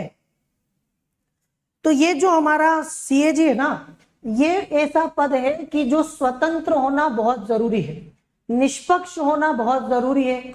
अगर ये स्वतंत्रता और निष्पक्षता से काम नहीं करेगा तो सोचिए कि क्या होगा। आप सोचो कि ये वैसी बात है कि खजाने की निगरानी करने के लिए जिस व्यक्ति को रखा हुआ है वही खजाना उड़ा ले। तो पहली बात, कार्यकाल की सुरक्षा। सीएजी का कार्यकाल 6 वर्ष या 65 वर्ष की आयु तक ही होता है, जो पहले हो जाए। पहले तो कार्यकाल ये देख लो, वही इलेक्शन कमीशन ऑफ इंडिया जैसा 6 साल या 65 वर्ष, जो पहले हो जाए। दूसरा कि इलेक्शन कमीशन ऑफ इंडिया जो है उसी की तरह इसको भी हटाना हो, मुख्य निर्वाचन आयुक्त की तरह इसको हटाना हो तो संसद के दोनों सदनों द्वारा, फिर वैसा का वैसा, संसद के दोनों सदनों द्वारा विशेष बहुमत से ही हटाया जा सकता है। इनको हटाने की प्रक्रिया भी वही है, संसद में प्रस्ताव लाना पड़ेगा, लोकसभा में लाने के लिए 100, राज्यसभा में लाने के लिए 50 लोग चाहिए। ठीक है, वैसा ही मामला यहां भी लागू होता है। इन्हें यदि हटाना हो पद से तो आपको एक जांच समिति का गठन करना पड़ेगा। समिति इन पर लगे आरोपों की जांच करती है, इसके बाद ही इनको पद से हटाया जा सकता है, दोनों सदनों के विशेष बहुमत से प्रस्ताव पारित करके। समझ में आया? इसीलिए आज तक भारत में किसी भी नियंत्रक महालेखा परीक्षक को हटाया नहीं गया है, हटाया जा ही नहीं सकता, मुश्किल है। सरकार अगर चाहे कितनी बेईमान हो, कितना ही चाहे कि सीएजी उनके लिए काम कर ले, पर वो सीएजी का कुछ बिगाड़ नहीं सकती। क्लियर? तो पहली बात तो भारत का संविधान इनको देता है कार्यकाल की सुरक्षा, मतलब इनको दी गई है सिक्योरिटी, टेन्योर की सिक्योरिटी। ठीक है। दूसरा, सेवा शर्तें। एक बार नियुक्ति के बाद सीएजी की सेवा शर्तों में किसी प्रकार का अलाभकारी परिवर्तन नहीं हो सकता। आप समझ रहे हैं? अलाभकारी परिवर्तन मतलब कि यदि हम इनको हटाना चाहें तो हटा भी नहीं सकते, और अगर हम इनकी सेवा शर्तों में कोई, जैसे इनके वेतन भत्ते कम करना चाहें, इनके काम करने के घंटों को बढ़ाना चाहें, ऐसा कुछ करना चाहें, वो नहीं कर सकते। फिर इनका वेतन भारत की संचित निधि पर भारित होता है, वेतन भत्ता दोनों, मतलब इस पर संसद में सिर्फ चर्चा होगी, मतदान नहीं होगा। जैसे भारत का राष्ट्रपति का वेतन भत्ता भारित है ना संचित निधि पर, इनके वेतन भत्ते भी संचित निधि पर भारित होते हैं। फिर किसी प्रकार का परिवर्तन यहां भी गलत नहीं हो सकता, बढ़ा सकते हो, कम नहीं कर सकते। सेवानिवृत्ति के बाद नियोजन का पात्र नहीं। एक बार रिटायर्ड होने के बाद किसी भी सीएजी को किसी लाभ के पद पर सरकार नियुक्त नहीं कर सकती। ये प्रावधान जो मैंने आपसे कहा था ना कि अभी मिसिंग था, ये वाला पॉइंट जो है हमने देखा इलेक्शन कमीशन ऑफ इंडिया में होना चाहिए था, नहीं था, पर यहाँ है। इनको नियुक्त नहीं कर सकते तो इनको किसी का लालच भी नहीं है। देखो ये प्रावधान जो है, ये वाला प्रावधान है ताकि वो बिना भय के काम कर सके, बिना डर के, निर्भय होके, निडर होके। और ये वाला प्रावधान है ताकि वो बिना लालच के काम कर सके, बिना मोह माया के। चलो ये हो गई स्वतंत्रता। अब बात करते कर्तव्य और शक्तियां, क्या करता है। इतनी देर में बहुत सारे बच्चों को समझ में आ गया होगा कि सीएजी क्या करता है, कर्तव्य क्या है। तो संविधान का अनुच्छेद 149, इसमें सीएजी के कर्तव्य और शक्तियां हैं। सीएजी भारत की संचित निधि, प्रत्येक राज्य और केंद्र शासित प्रदेश जिसकी विधानसभा है उसकी संचित निधि से जितना भी खर्चा होता है उन सबका ऑडिट करता है, उन सबको जो है चेक करता है। समझ गए। अब यहां भारत में एक चीज और कॉमन है, आपको बता दूं, भारत में एकीकृत मशीनरी है। यहां भी कहने का मतलब है केंद्र राज्य दोनों के लिए एक ही संस्था है। केंद्र सरकार के हिसाब भी यही जांचता है और राज्य सरकार के सारे हिसाब भी यही जांचता है। ऐसे 28 राज्य हैं तो 28 राज्यों के लिए अलग अलग सीएजी नहीं है, एक ही सीएजी भारत के केंद्र सरकार, 28 राज्यों की सरकार और दिल्ली, पुदुचेरी और जम्मू कश्मीर की विधानसभाओं, इनका सारा के सारा खर्चा यही चेक करता है। ठीक। भारत की आकस्मिकता निधि और भारत का सार्वजनिक खाता, आपको पता होगा कि भारत सरकार के टोटल हमारे 3 खाते हैं, संचित निधि, आकस्मिकता निधि, लोक लेखा। तीनों में से जो भी पैसा खर्चा होता है, चाहे आकस्मिकता निधि में से हो, लोक लेखा पब्लिक अकाउंट से हो या संचित निधि से हो, जो है कंसोलिडेटेड फंड ऑफ इंडिया से, कहीं से भी पैसा होगा ना तो ये सारा के सारा खर्चा का चेक जो है हिसाब यही करेगा। केंद्र सरकार और राज्य सरकार के किसी भी विभाग की ट्रेडिंग, विनिर्माण, लाभ हानि खाते, बैलेंस शीट और अन्य अतिरिक्त खातों का ऑडिट भी करता है। संबंधित कानून का अगर ऐसा कोई जरूरी है, आवश्यक है उसके द्वारा करना ऐसा, तो केंद्र या राज्य के राजस्व से वित्त पोषित होने वाले सभी निकाय, प्राधिकरण, सरकारी कंपनी, निगम और निकायों के आय व्यय का परीक्षण। अगर कोई कानून परमिट कर रहा है तो ऐसी कोई कंपनी, ऐसी कोई संस्था जिसका खर्चा सरकार उठा रही है उसका ऑडिट भी करता है, उसका खर्चे का हिसाब भी चेक करता है सीएजी। समझ गए। और ये संसद की एक समिति होती है जो आपने कभी सुनी हो, इसे लोक लेखा समिति कहते हैं, पब्लिक अकाउंट कमेटी, पीएसी। इसमें 22 सदस्य होते हैं, 15 लोकसभा से और 7 राज्यसभा से। सुना है आपने? मुझे पता है बहुत सारे बच्चों ने तो सुना होगा लोक लेखा समिति का नाम। संसद की एक लोक लेखा समिति होती है। संसद की लोक लेखा समिति दरअसल बड़ी महत्वपूर्ण समिति है जो सरकार के द्वारा जो भी खर्चा होता है उस सभी खर्चे का हिसाब चेक करती है इसी की तरफ। तो लोक लेखा समिति के मित्र की तरह काम करता है। एक्चुअली मैं आपको बताता हूं क्या होता है। सीएजी ऑडिट करता है, देखो पूरा स्टार्टिंग से बता दो। सीएजी ने ऑडिट किया, ऑडिट करके इसने अपनी रिपोर्ट किसको दी? राष्ट्रपति को। भारत के राष्ट्रपति ने वो रिपोर्ट रखवा दी संसद में। कहां भेज दी? संसद में। उस रिपोर्ट पर काम करती है पीएसी। पीएसी के पास इतना नॉलेज नहीं है कि वो एक एक चीज को समझे।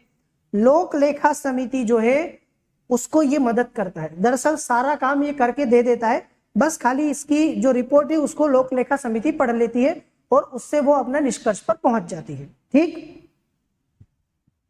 चलो, तो ये इसके कर्तव्य और शक्तियां हो गई। अगर आपको पता हो तो ऐसा ही एक पद ब्रिटेन में भी है। यहां से क्वेश्चन बड़ा कॉमन है। भारत में भी एक पद है सीएजी का, कैग का, और ऐसा ही एक पद ब्रिटेन में भी है, कैग का। लेकिन क्या आपको पता है कि इंडिया और ब्रिटेन के सीएजी, कैग में अंतर है? जानते हैं आप क्या अंतर है? मैं बताता हूं क्या अंतर है। भाई सेशन को लाइक नहीं किया हो जिन बच्चों ने, 1 घंटे से ज्यादा हो गया है सेशन को चलते चलते, अगर आप भूल गए हो किसी कारण से, बाद में जुड़े हो, तो प्लीज आई रिक्वेस्ट कि आप सेशन को लाइक जरूर करेंगे। मैं उम्मीद करता हूं इतना आप लोगों से सपोर्ट की, सहयोग की हम लोग आशा कर सकते हैं। कर दिया तो अच्छी बात है। नहीं किया है तो कर देना याद से, गलती तो कभी भी सुधारी जा सकती है। अब आपको मैं बताता हूं ब्रिटेन के और भारत के सीएजी में क्या अंतर है। ब्रिटेन में भी सीएजी है, भारत में भी है। दरअसल भारत का जो सीएजी है ना, इसका नाम क्या है, नियंत्रक महालेखा परीक्षक, पर ये केवल नाम का नियंत्रक है। इस पद में नियंत्रक वाला तो कोई काम ही नहीं है। क्या कंट्रोल करता है ये सिर्फ ऑडिटर जनरल है। महालेखा परीक्षक की भूमिका जो मैंने आपको अभी बताया ना, काम क्या करता है, ऑडिट करता है, नियंत्रक नहीं है। ब्रिटेन में आप देखोगे तो वो महालेखा परीक्षक भी है और नियंत्रक भी है, वो कंट्रोल भी करता है और ऑडिट भी करता है। अब पूछोगे कैसे, बताता हूं। संचित निधि से जब पैसा निकाला जाता है, सरकार जब पैसा निकालती है तो सीएजी की परमिशन नहीं चाहिए। सरकार जितना पैसा संसद ने बोल दिया है उतना पैसा संचित निधि से निकाल सकती है। सीएजी का उसमें कोई रोल नहीं, मतलब नियंत्रण नहीं है। एक बार खर्चा हो जाए, है ना, एक बार खर्चा हो जाए तो खर्चा होने के बाद सीएजी ऑडिट करता है, हिसाब चेक करता है। मतलब आप समझ रहे हैं, मतलब ये है कोई व्यक्ति मर गया और उसको किसी ने मार दिया, मर्डर कर दिया। मान लीजिए कि किसी व्यक्ति ने किसी व्यक्ति को जहर खिला के मार दिया। अब उसका क्या होगा, आपको पता है, पोस्टमार्टम होगा। हमारे यहाँ बोलते हैं ना पोस्टमार्टम।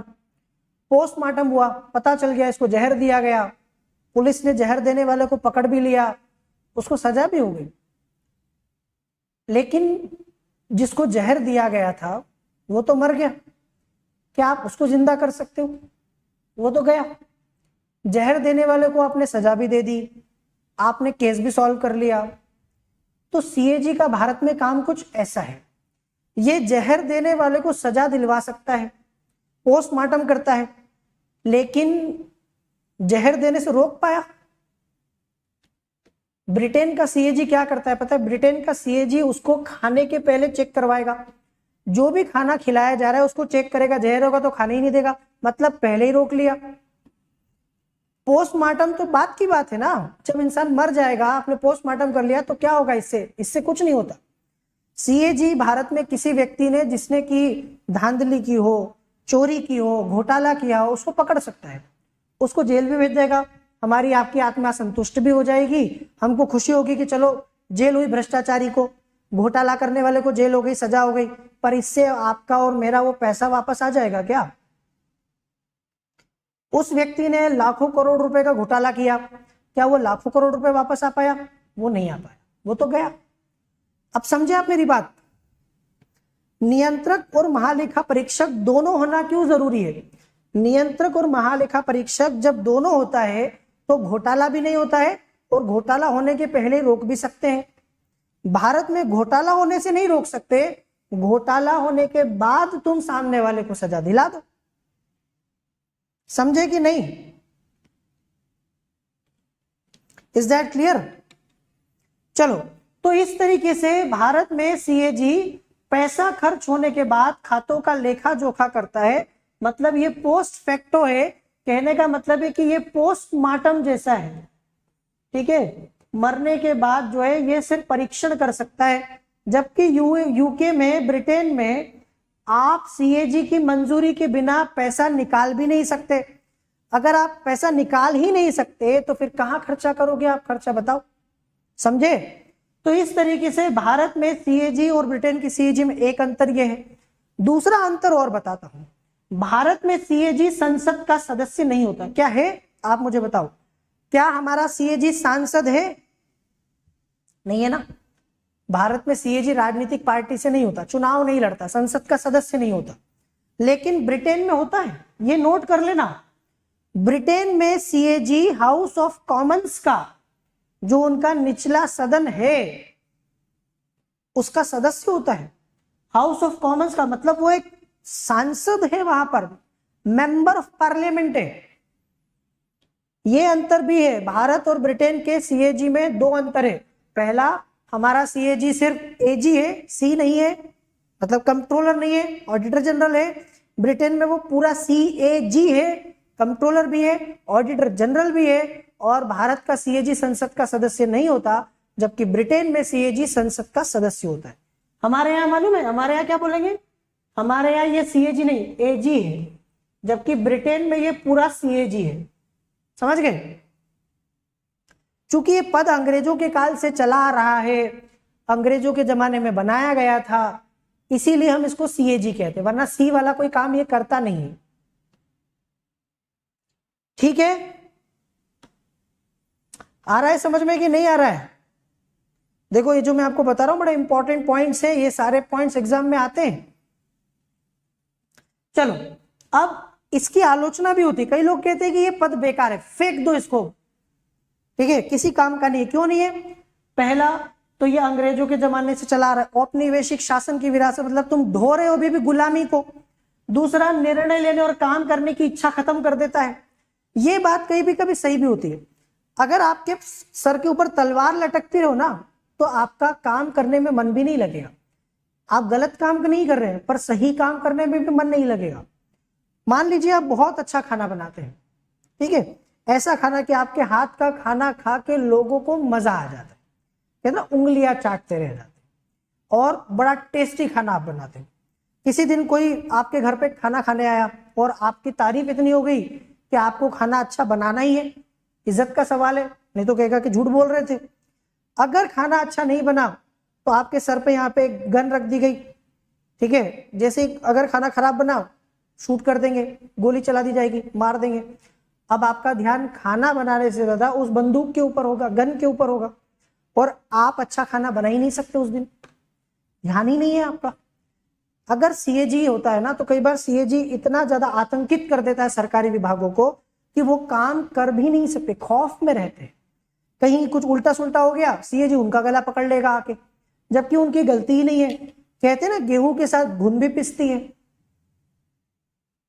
कई लोग ये कहते हैं कि सीएजी की वजह से प्रशासन में निर्णय लेने की इच्छा खत्म हो जाती है, काम करने की इच्छा खत्म हो जाती है, क्योंकि सीएजी तो कहेगा कि तुम्हारा निर्णय बेकार था और तुमने सरकार को चूना लगा दिया, सरकार का पैसा बर्बाद हो गया। अब निर्णय लेते समय आपको पता होता है कि आपका निर्णय कैसा होगा?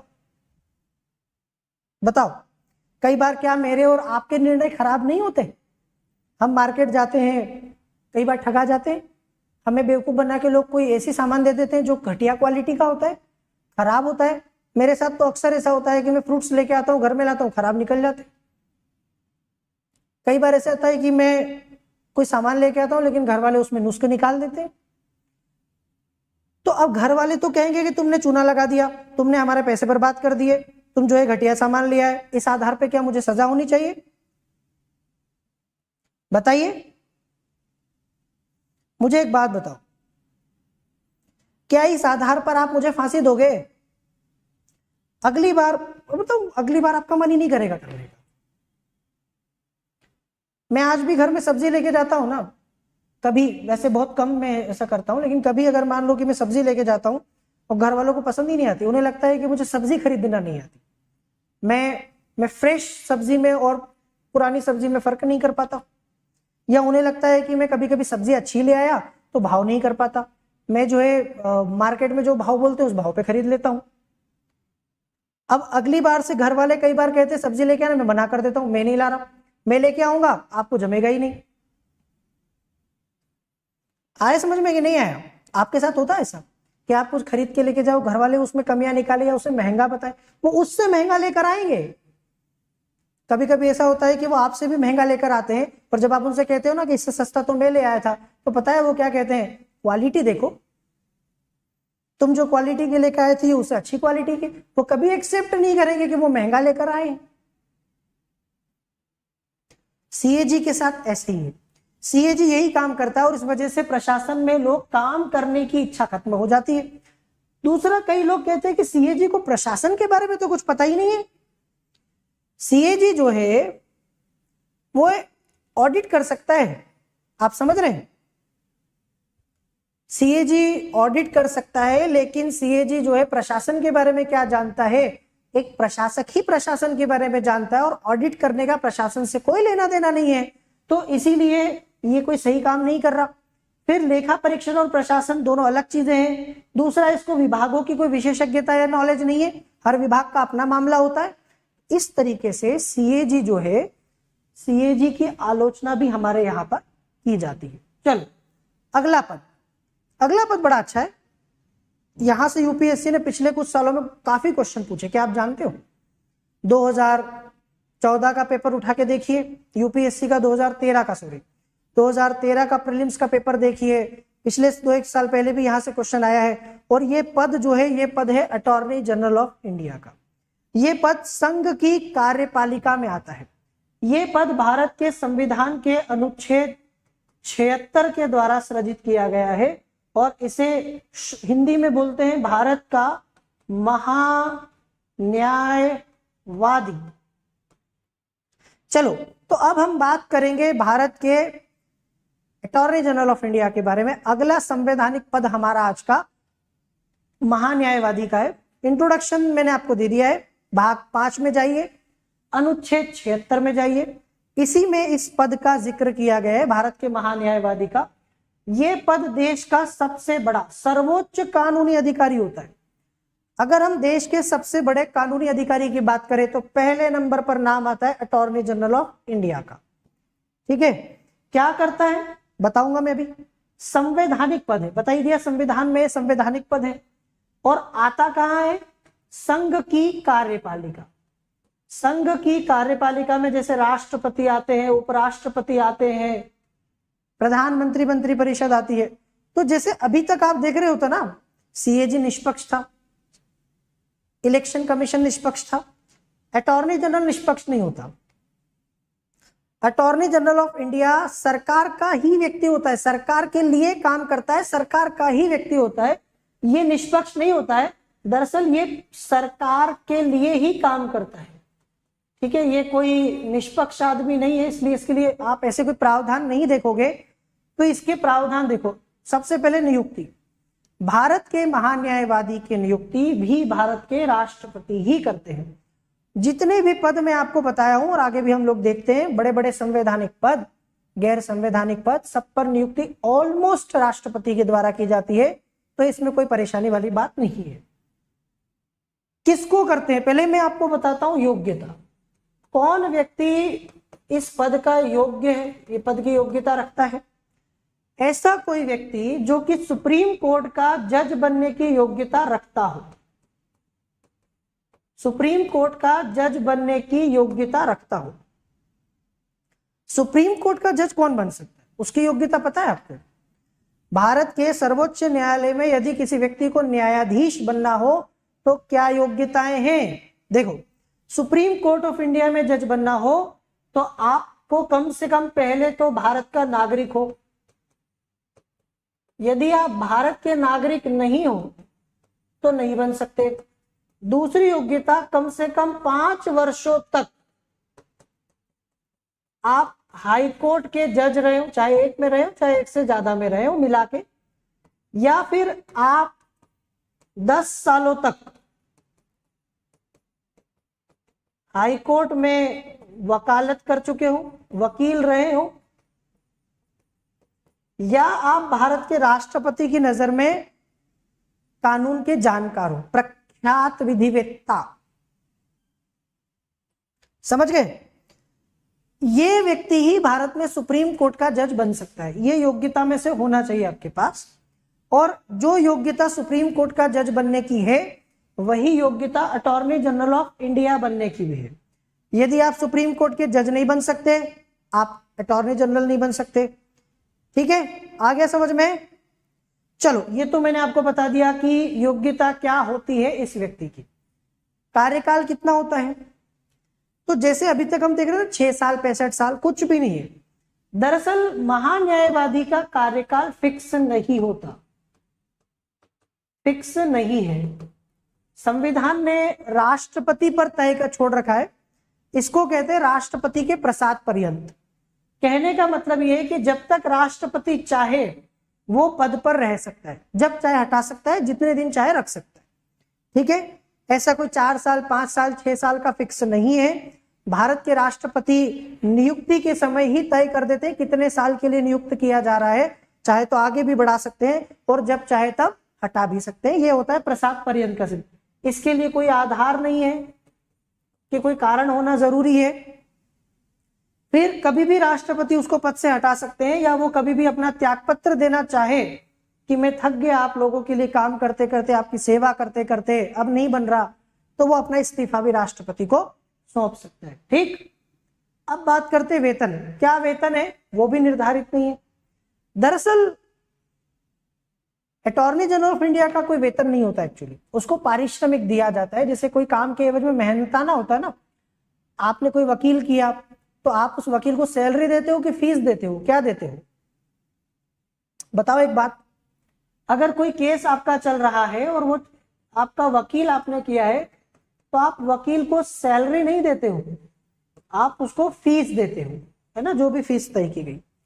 तो अटॉर्नी जनरल ऑफ इंडिया का कोई वेतन नहीं होता है, एक तरीके से सरकार का वकील होता है, सरकार के लिए काम करता है, तो सरकार इसको पारिश्रमिक देती है, मेहनताना देती है। कितना, अब ऐसा भी नहीं कि जो भी चाहे 10 रुपए दे दिए जाओ खुश रहो, है ना। तो इसको फीस दी जाती है जितना सुप्रीम कोर्ट के जज का वेतन होता है। अभी मैंने आपको बताया, चूंकि योग्यता रखते हैं सुप्रीम कोर्ट के जज की, तो सुप्रीम कोर्ट के जो जज को वेतन दिया जाता है 2.5 लाख रुपया प्रति माह, 2.50 लाख प्रति महीना। तो लगभग 2.5 लाख रुपया प्रति माह ही अटॉर्नी जनरल को दिया जाता है, क्योंकि वो जज के बराबर योग्यता रखता है। ठीक है, आगे समझ में। तो महान्यायवादी को सर्वोच्च न्यायालय के न्यायाधीश के बराबर, आपको समझना यह है कि इनकी योग्यता भी सुप्रीम कोर्ट के जज के बराबर है, और इनका वेतन मतलब जो भी इनको मिल रहा है वो भी सुप्रीम कोर्ट के जज के बराबर ही होता है। 2.80 लाख तो मुख्य न्यायाधीश का है। आपको पता होगा चीफ जस्टिस ऑफ इंडिया, इनका वेतन होता है 2.80 लाख, है ना, मुख्य न्यायाधीश का। अन्य न्यायाधीश का होता है 2.50 लाख। इतना दिया जाता है अटॉर्नी जनरल को। ठीक, चलिए अब बात करते हैं फाइनली कर्तव्य। क्या करता है, किस बात का पैसा मिल रहा है भाई, काम क्या करता है सर ये बताइए। आप तो हमने देख लिया भाई फलाना फलाना पद है, इस पद का काम क्या है, क्योंकि यहां से क्वेश्चन आते हैं। तो भाई पद के काम समझ लो। भारत सरकार को विधि संबंधी मामलों पर सलाह देना, वो होता है ना जिसको हम लोग बोलते हैं लीगल एडवाइजर। कंपनी का एक लीगल एडवाइजर होता है ना, जो कंपनी को लीगल मामलों पर सलाह देता है, तो ये भारत सरकार का लीगल एडवाइजर है। जितने भी कानून से जुड़े हुए मामले हैं उन पर ये सरकार को सलाह देगा। फिर जो काम आपका वकील करता है, क्या करता है आपका वकील, आपका जो लॉयर होता है वो कोर्ट में आपका पक्ष रखता है, आपको बचाता है, आपके लिए काम करता है, तो ये भारत सरकार का पक्ष रखता है। अब अगर भारत सरकार के खिलाफ कोई केस कर दे आप, या मैं मान लो हमने ही कर दिया, तो क्या पीएम आएंगे वहां पर आपकी बात बचाव करने सरकार का, कि राष्ट्रपति आएंगे, कौन आएगा। तो ये भारत सरकार का वकील है ना, ये भारत सरकार का पक्ष रखेगा, मतलब सरकार की तरफ से वहां पर प्रस्तुत होता है। ऐसा और कोई काम जो भारत के राष्ट्रपति इनको दे वो करना, तो ये सारे काम जो है भारत के महान्यायवादी के होते हैं। अब बात करते हैं अधिकार से, जहां से क्वेश्चन आया हुआ भी है। क्या अधिकार हैं भारत के अटॉर्नी जनरल ऑफ इंडिया की हम बात कर रहे हैं, इनके क्या क्या अधिकार हैं वो भी समझ लो कि इनके अधिकार के। कर्तव्य तो देख लिया, पहला अधिकार ही बड़ा महत्वपूर्ण अधिकार है जो शायद भारत में किसी को भी नहीं है, भारत के किसी भी अदालत में सुनवाई का अधिकार। सुनवाई का अधिकार से मतलब है किसी भी अदालत में श्रोता के रूप में उपस्थित होने का अधिकार।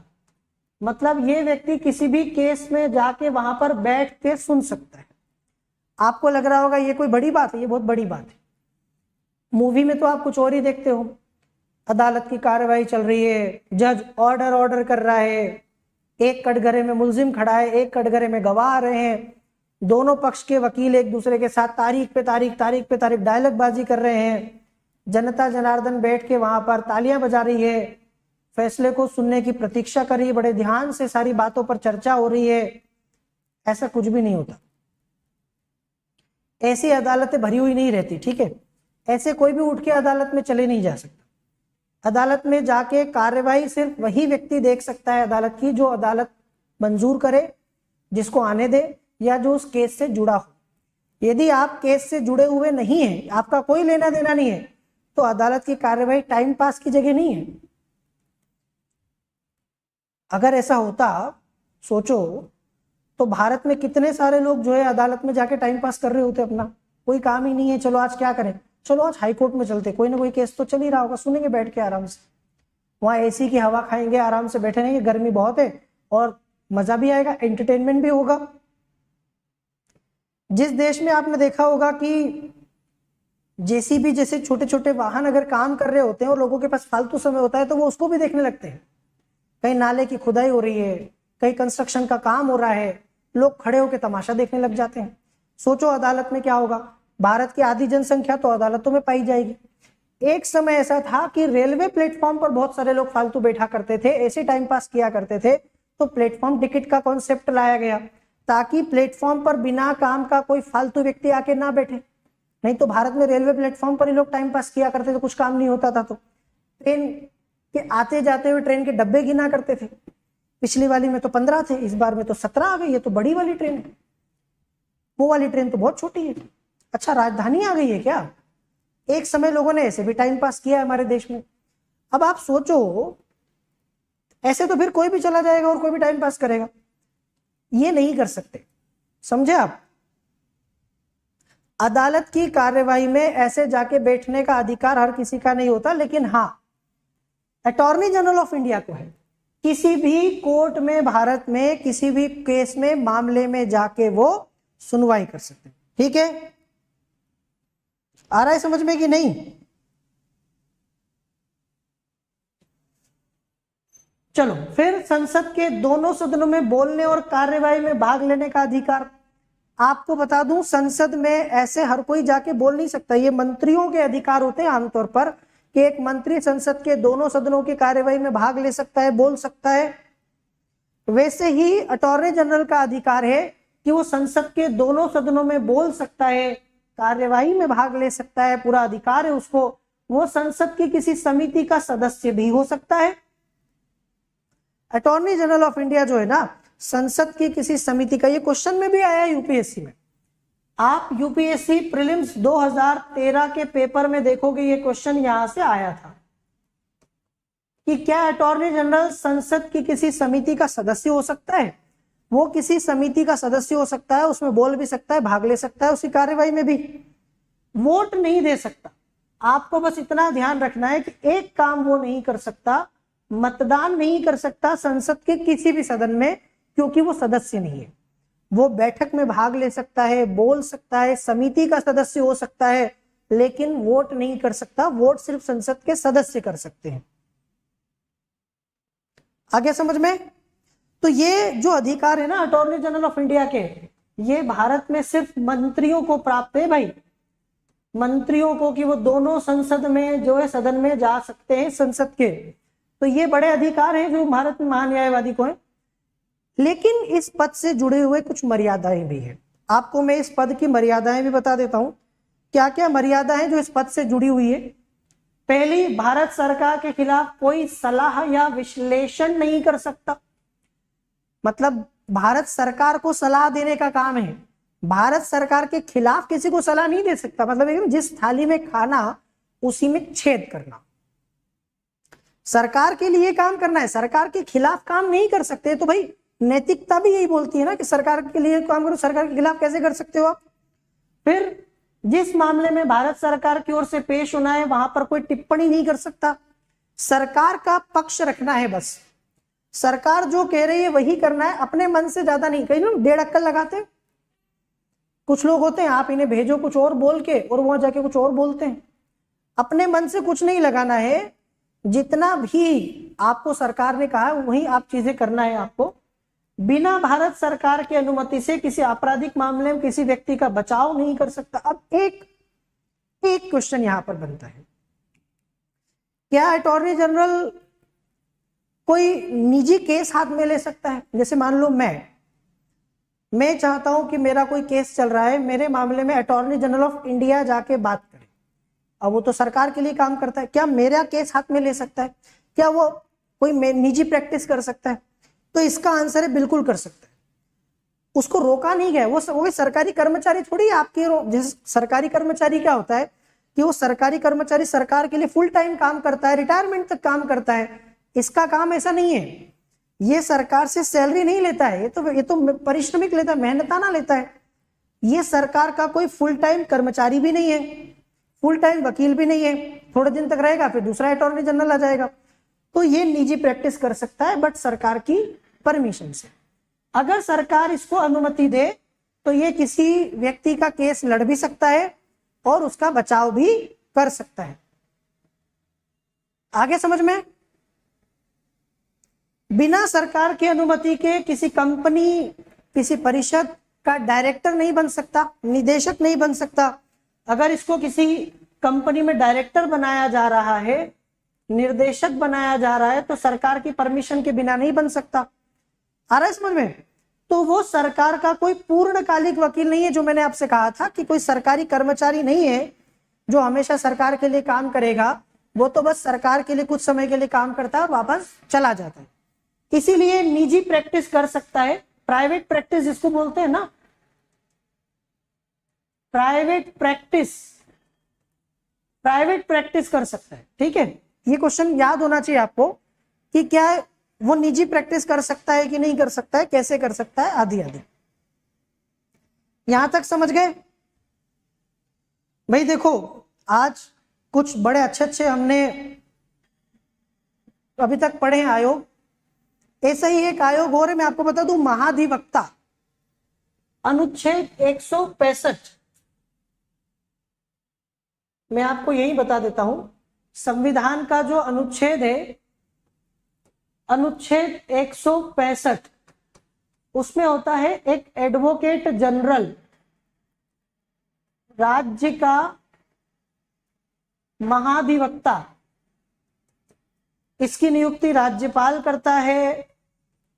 सेम अटॉर्नी जनरल जैसा मामला है, राज्य की कार्यपालिका का सदस्य होता है, राज्यपाल नियुक्ति करता है। और ये जो एडवोकेट जनरल है, इसकी योग्यता होती है हाईकोर्ट का जज। जो व्यक्ति हाईकोर्ट का जज नहीं हो सकता, वो एडवोकेट जनरल भी नहीं हो सकता। आ रहा है समझ में? हाईकोर्ट का जज बनने वाला व्यक्ति ही योग्यता रखने वाला एडवोकेट जनरल बन सकता है। क्लियर? चलो आगे चलें। यूपीएससी, आप सब लोग जिसकी तैयारी कर रहे हैं, अब आते हैं यूपीएससी। आप सबको पता है, हिंदी में बोलते हैं संघ लोक सेवा आयोग। अगला जो हमारा इंस्टीट्यूशन है, अगली जो संस्था है हमारी, जिसकी आप तैयारी कर रहे हो, कम से कम इसके बारे में तो सब पता होना चाहिए आप। कई सारे बच्चे पता है तैयारी कर रहे हैं, तो उनसे पूछते ना यूपीएससी की तैयारी कर रहे, बोल रहे। पहली बात, यूपीएससी की तैयारी मतलब क्या कमीशन में जाओगे सीधा? यूपीएससी मतलब यूनियन पब्लिक सर्विस कमीशन की तैयारी, मतलब आप आयोग में जाना चाहते हैं। दरअसल सही तरीका होता है कि आप बताएं कि हम लोग यूपीएससी सीएससी की तैयारी कर रहे हैं, सिविल सर्विसेज एग्जामिनेशन।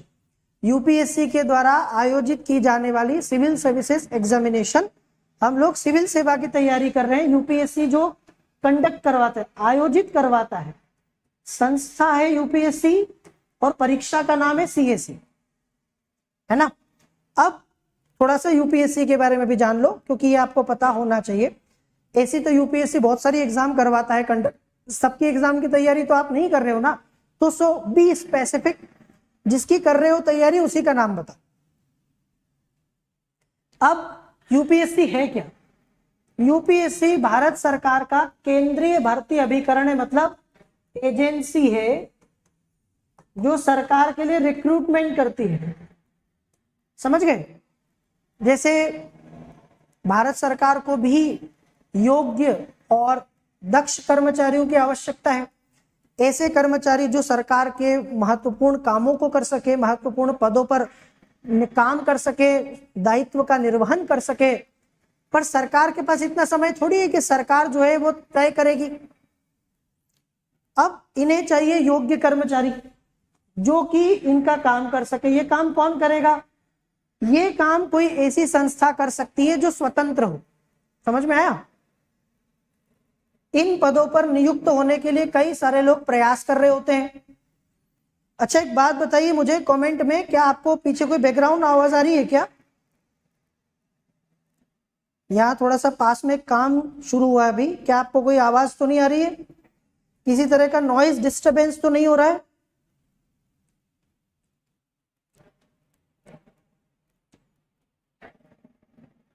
कोई दिक्कत नहीं? अभी नहीं आ रही ना? चलो, तो यूपीएससी जो है, हम लोग बात कर रहे हैं कि यूपीएससी क्या करती है, सरकार के लिए भर्ती करती है। अब इस सरकार, इस जो है संस्था का स्वतंत्र होना क्यों जरूरी है? जैसे आपको पता है कि भारत में बहुत सारे लोग हैं जो अपने बच्चों को आईएएस आईपीएस बड़े बड़े पदों पर भेजना चाहते हैं, कलेक्टर एसपी बनाना चाहते हैं, खास करके पैसे वाले लोग या जिनके पास पावर है, जो मंत्री है, सरकार में है या कहीं भी है। तो ऐसे में आम जनता को कौन सुनेगा बताइए? हमारे यहाँ एक अनुच्छेद है, विधि के समक्ष समता और विधियों का समान संरक्षण, अनुच्छेद 14, ये आपका फंडामेंटल राइट है। दूसरा अनुच्छेद 16, लोक नियोजन में अवसर की समता, सबके लिए बराबर अवसर होंगे। तो ये बराबर अवसर सुनिश्चित कौन करेगा? ऐसे तो एक मुख्यमंत्री अपने बेटे को कहीं का कलेक्टर बना देगा, एक राज्यपाल अपने बेटे को कहीं पर एसपी बना देगा, एक केंद्रीय मंत्री अपने बेटे को जो है आईआरएस बना देगा। तो फिर आम जनता को कौन पूछेगा और आप लोग कैसे जाएंगे उन पदों तक? तो इसीलिए जब भारत में आप देखोगे गरीब से गरीब का बच्चा भी इतनी बड़ी एग्जाम जो है उसको क्लियर करके और भारत के बड़े पदों पर चला जाता है, इसका पूरा क्रेडिट जाता है यूपीएससी को। आज आप मुझे बताइए, आप सब लोग तैयारी कर रहे हैं, है ना? आप लोग तैयारी कर रहे हैं ना, चाहे आप भारत में किसी भी राज्य से हो, आपका कोई भी बैकग्राउंड रहा हो, आप गरीब भी हो सकते हैं, अमीर भी हो सकते हैं, किसी भी धर्म जाति के हो सकते हैं, पर फिर भी आप तैयारी क्यों कर रहे हैं बताइए? आपको विश्वास है ना कि आप बन सकते हैं। अगर मान लो कि मैं आपसे वो विश्वास छीन लूं कि आप बन सकते हैं, तो क्या आप तैयारी करेंगे? मुझे बताइए। अगर मैं आपसे वो विश्वास छीन लूं कि आपका सिलेक्शन तो हो ही नहीं सकता, चाहे कुछ भी कर लो, तो फिर आप अपना टाइम वेस्ट करेंगे? नहीं करेंगे ना। तो वही चीज है कि ये संस्था का रोल समझो। अगर ये नहीं होगा ना तो फिर तुम तैयारी भी नहीं करोगे, क्योंकि आपको पता है कि हमारा कुछ नहीं होगा।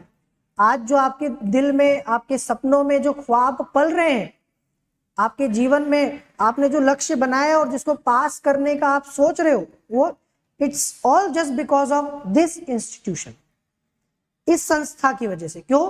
क्योंकि एक स्वतंत्र संवैधानिक संस्था है। ये सरकार में किसी भी व्यक्ति को लेके आती है ना, प्रशासन में कहीं भी, तो निष्पक्षता के साथ लाती है। ये किसी के लिए काम नहीं करती। आप चाहे कितने बड़े आदमी हो, पैसे वाले हो, कितने बड़े पावर में हो, कितने बड़े पद पर हो, इसे कोई फर्क नहीं पड़ता इस चीज से। ठीक है? अब देखो कहां है, भारत के संविधान के भाग 14 में है। ठीक है, भाग 14 में अनुच्छेद 315, 323। अब सबको पता है कि जिस व्यक्ति में जज्बा होगा, जिसमें मेहनत करने का इरादा होगा और जो अपनी इच्छा शक्ति के साथ अपने संकल्प को पूरा करने की ताकत रखता है, वही निकल पाएगा। टाइम पास करने वाले, टाइम वेस्ट करने वाले, या अपने जीवन को, अपने करियर को सीरियसली नहीं लेने वाले, ऐसे लोग चाहे कितने ही पैसे वाले हो, कितने गरीब हो, वो नहीं जा पाएंगे। तो अनुच्छेद 315 से 323 में आपको मिलेगा यूपीएससी से जुड़े हुए प्रावधान। और यूपीएससी क्या करता है? प्रशासन को निष्पक्ष उपकरण प्रदान करता है और राजनीतिक संस्थाओं के दबाव से बचाता है। जैसे अगर कोई मंत्री यूपीएससी के चेयरमैन को कॉल करे कि मैं मिनिस्टर बोल रहा हूं और मेरे बेटे को आपको इस बार आईएएस बनाना ही है, चाहे कुछ भी हो जाए, तो क्या लगता है यूपीएससी का चेयरमैन सुनेगा? बताइए, यूपीएससी का चेयरमैन सुनेगा? नहीं सुनेगा। यूपीएससी का चेयरमैन जानता है कि मिनिस्टर होगा घर का, मेरा तो कुछ नहीं बिगाड़ सकता, है ना, और मैं इसकी बात क्यों सुनूं?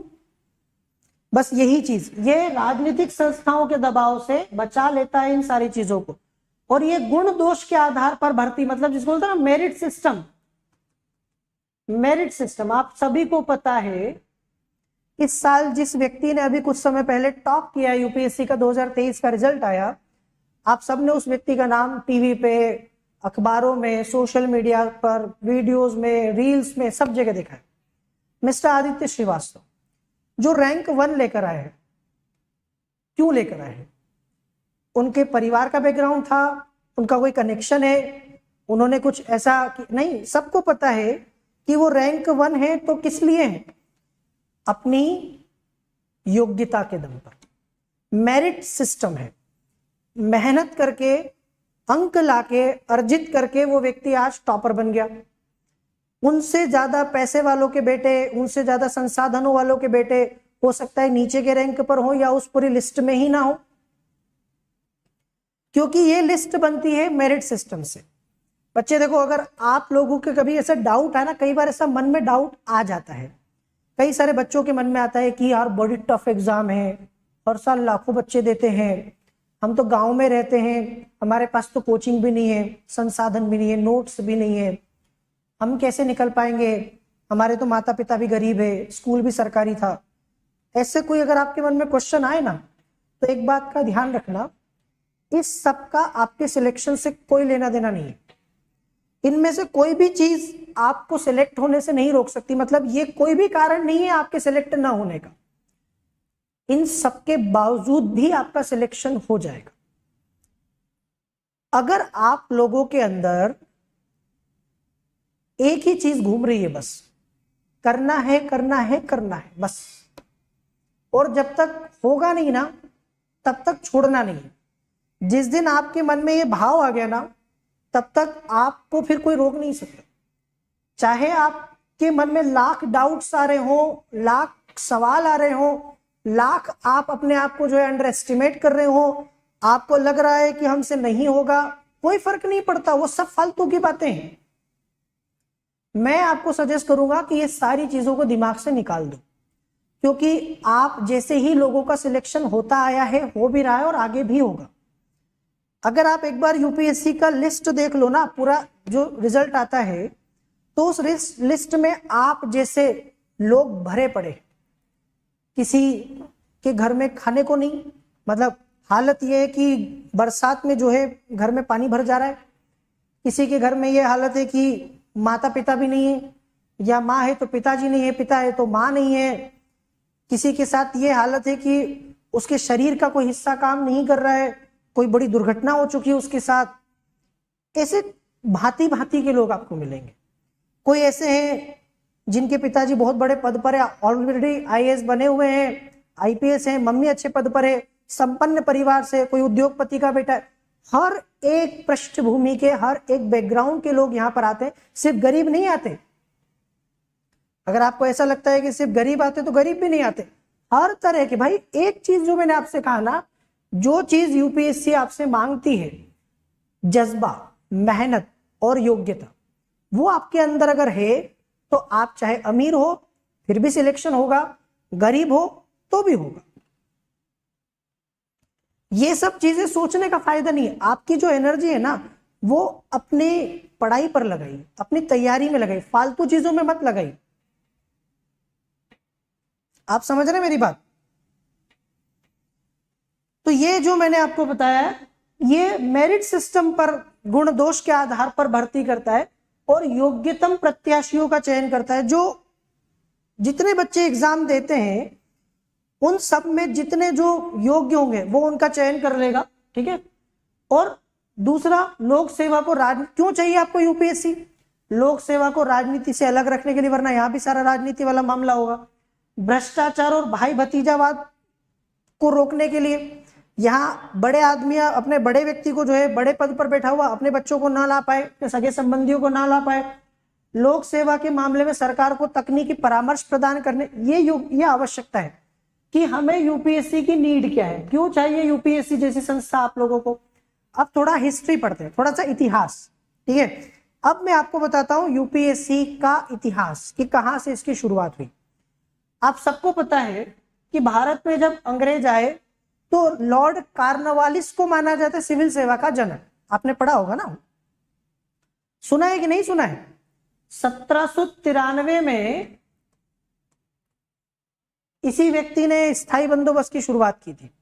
लॉर्ड कार्नवालिस ने भारत में सिविल सेवा की शुरुआत की। पर ये जो शुरुआत इसने की थी ना, ये एक तरफा थी और जबरदस्त भेदभाव हुआ भारतीयों के साथ। सारे बड़े पद यूरोपियों के लिए आरक्षित कर दिए, ठीक है, सारे पदों पर, बड़े पदों पर यूरोपियों की नियुक्ति हो गई। जितने भी बड़े बड़े पद थे वो यूरोपीय, भारतीयों के लिए नहीं थे। तो कंपनी के बड़े बड़े पदों पर वही काम करते थे। फिर हमारे यहाँ पर एक एक्ट आया 1853 का चार्टर एक्ट, आपने सुना होगा।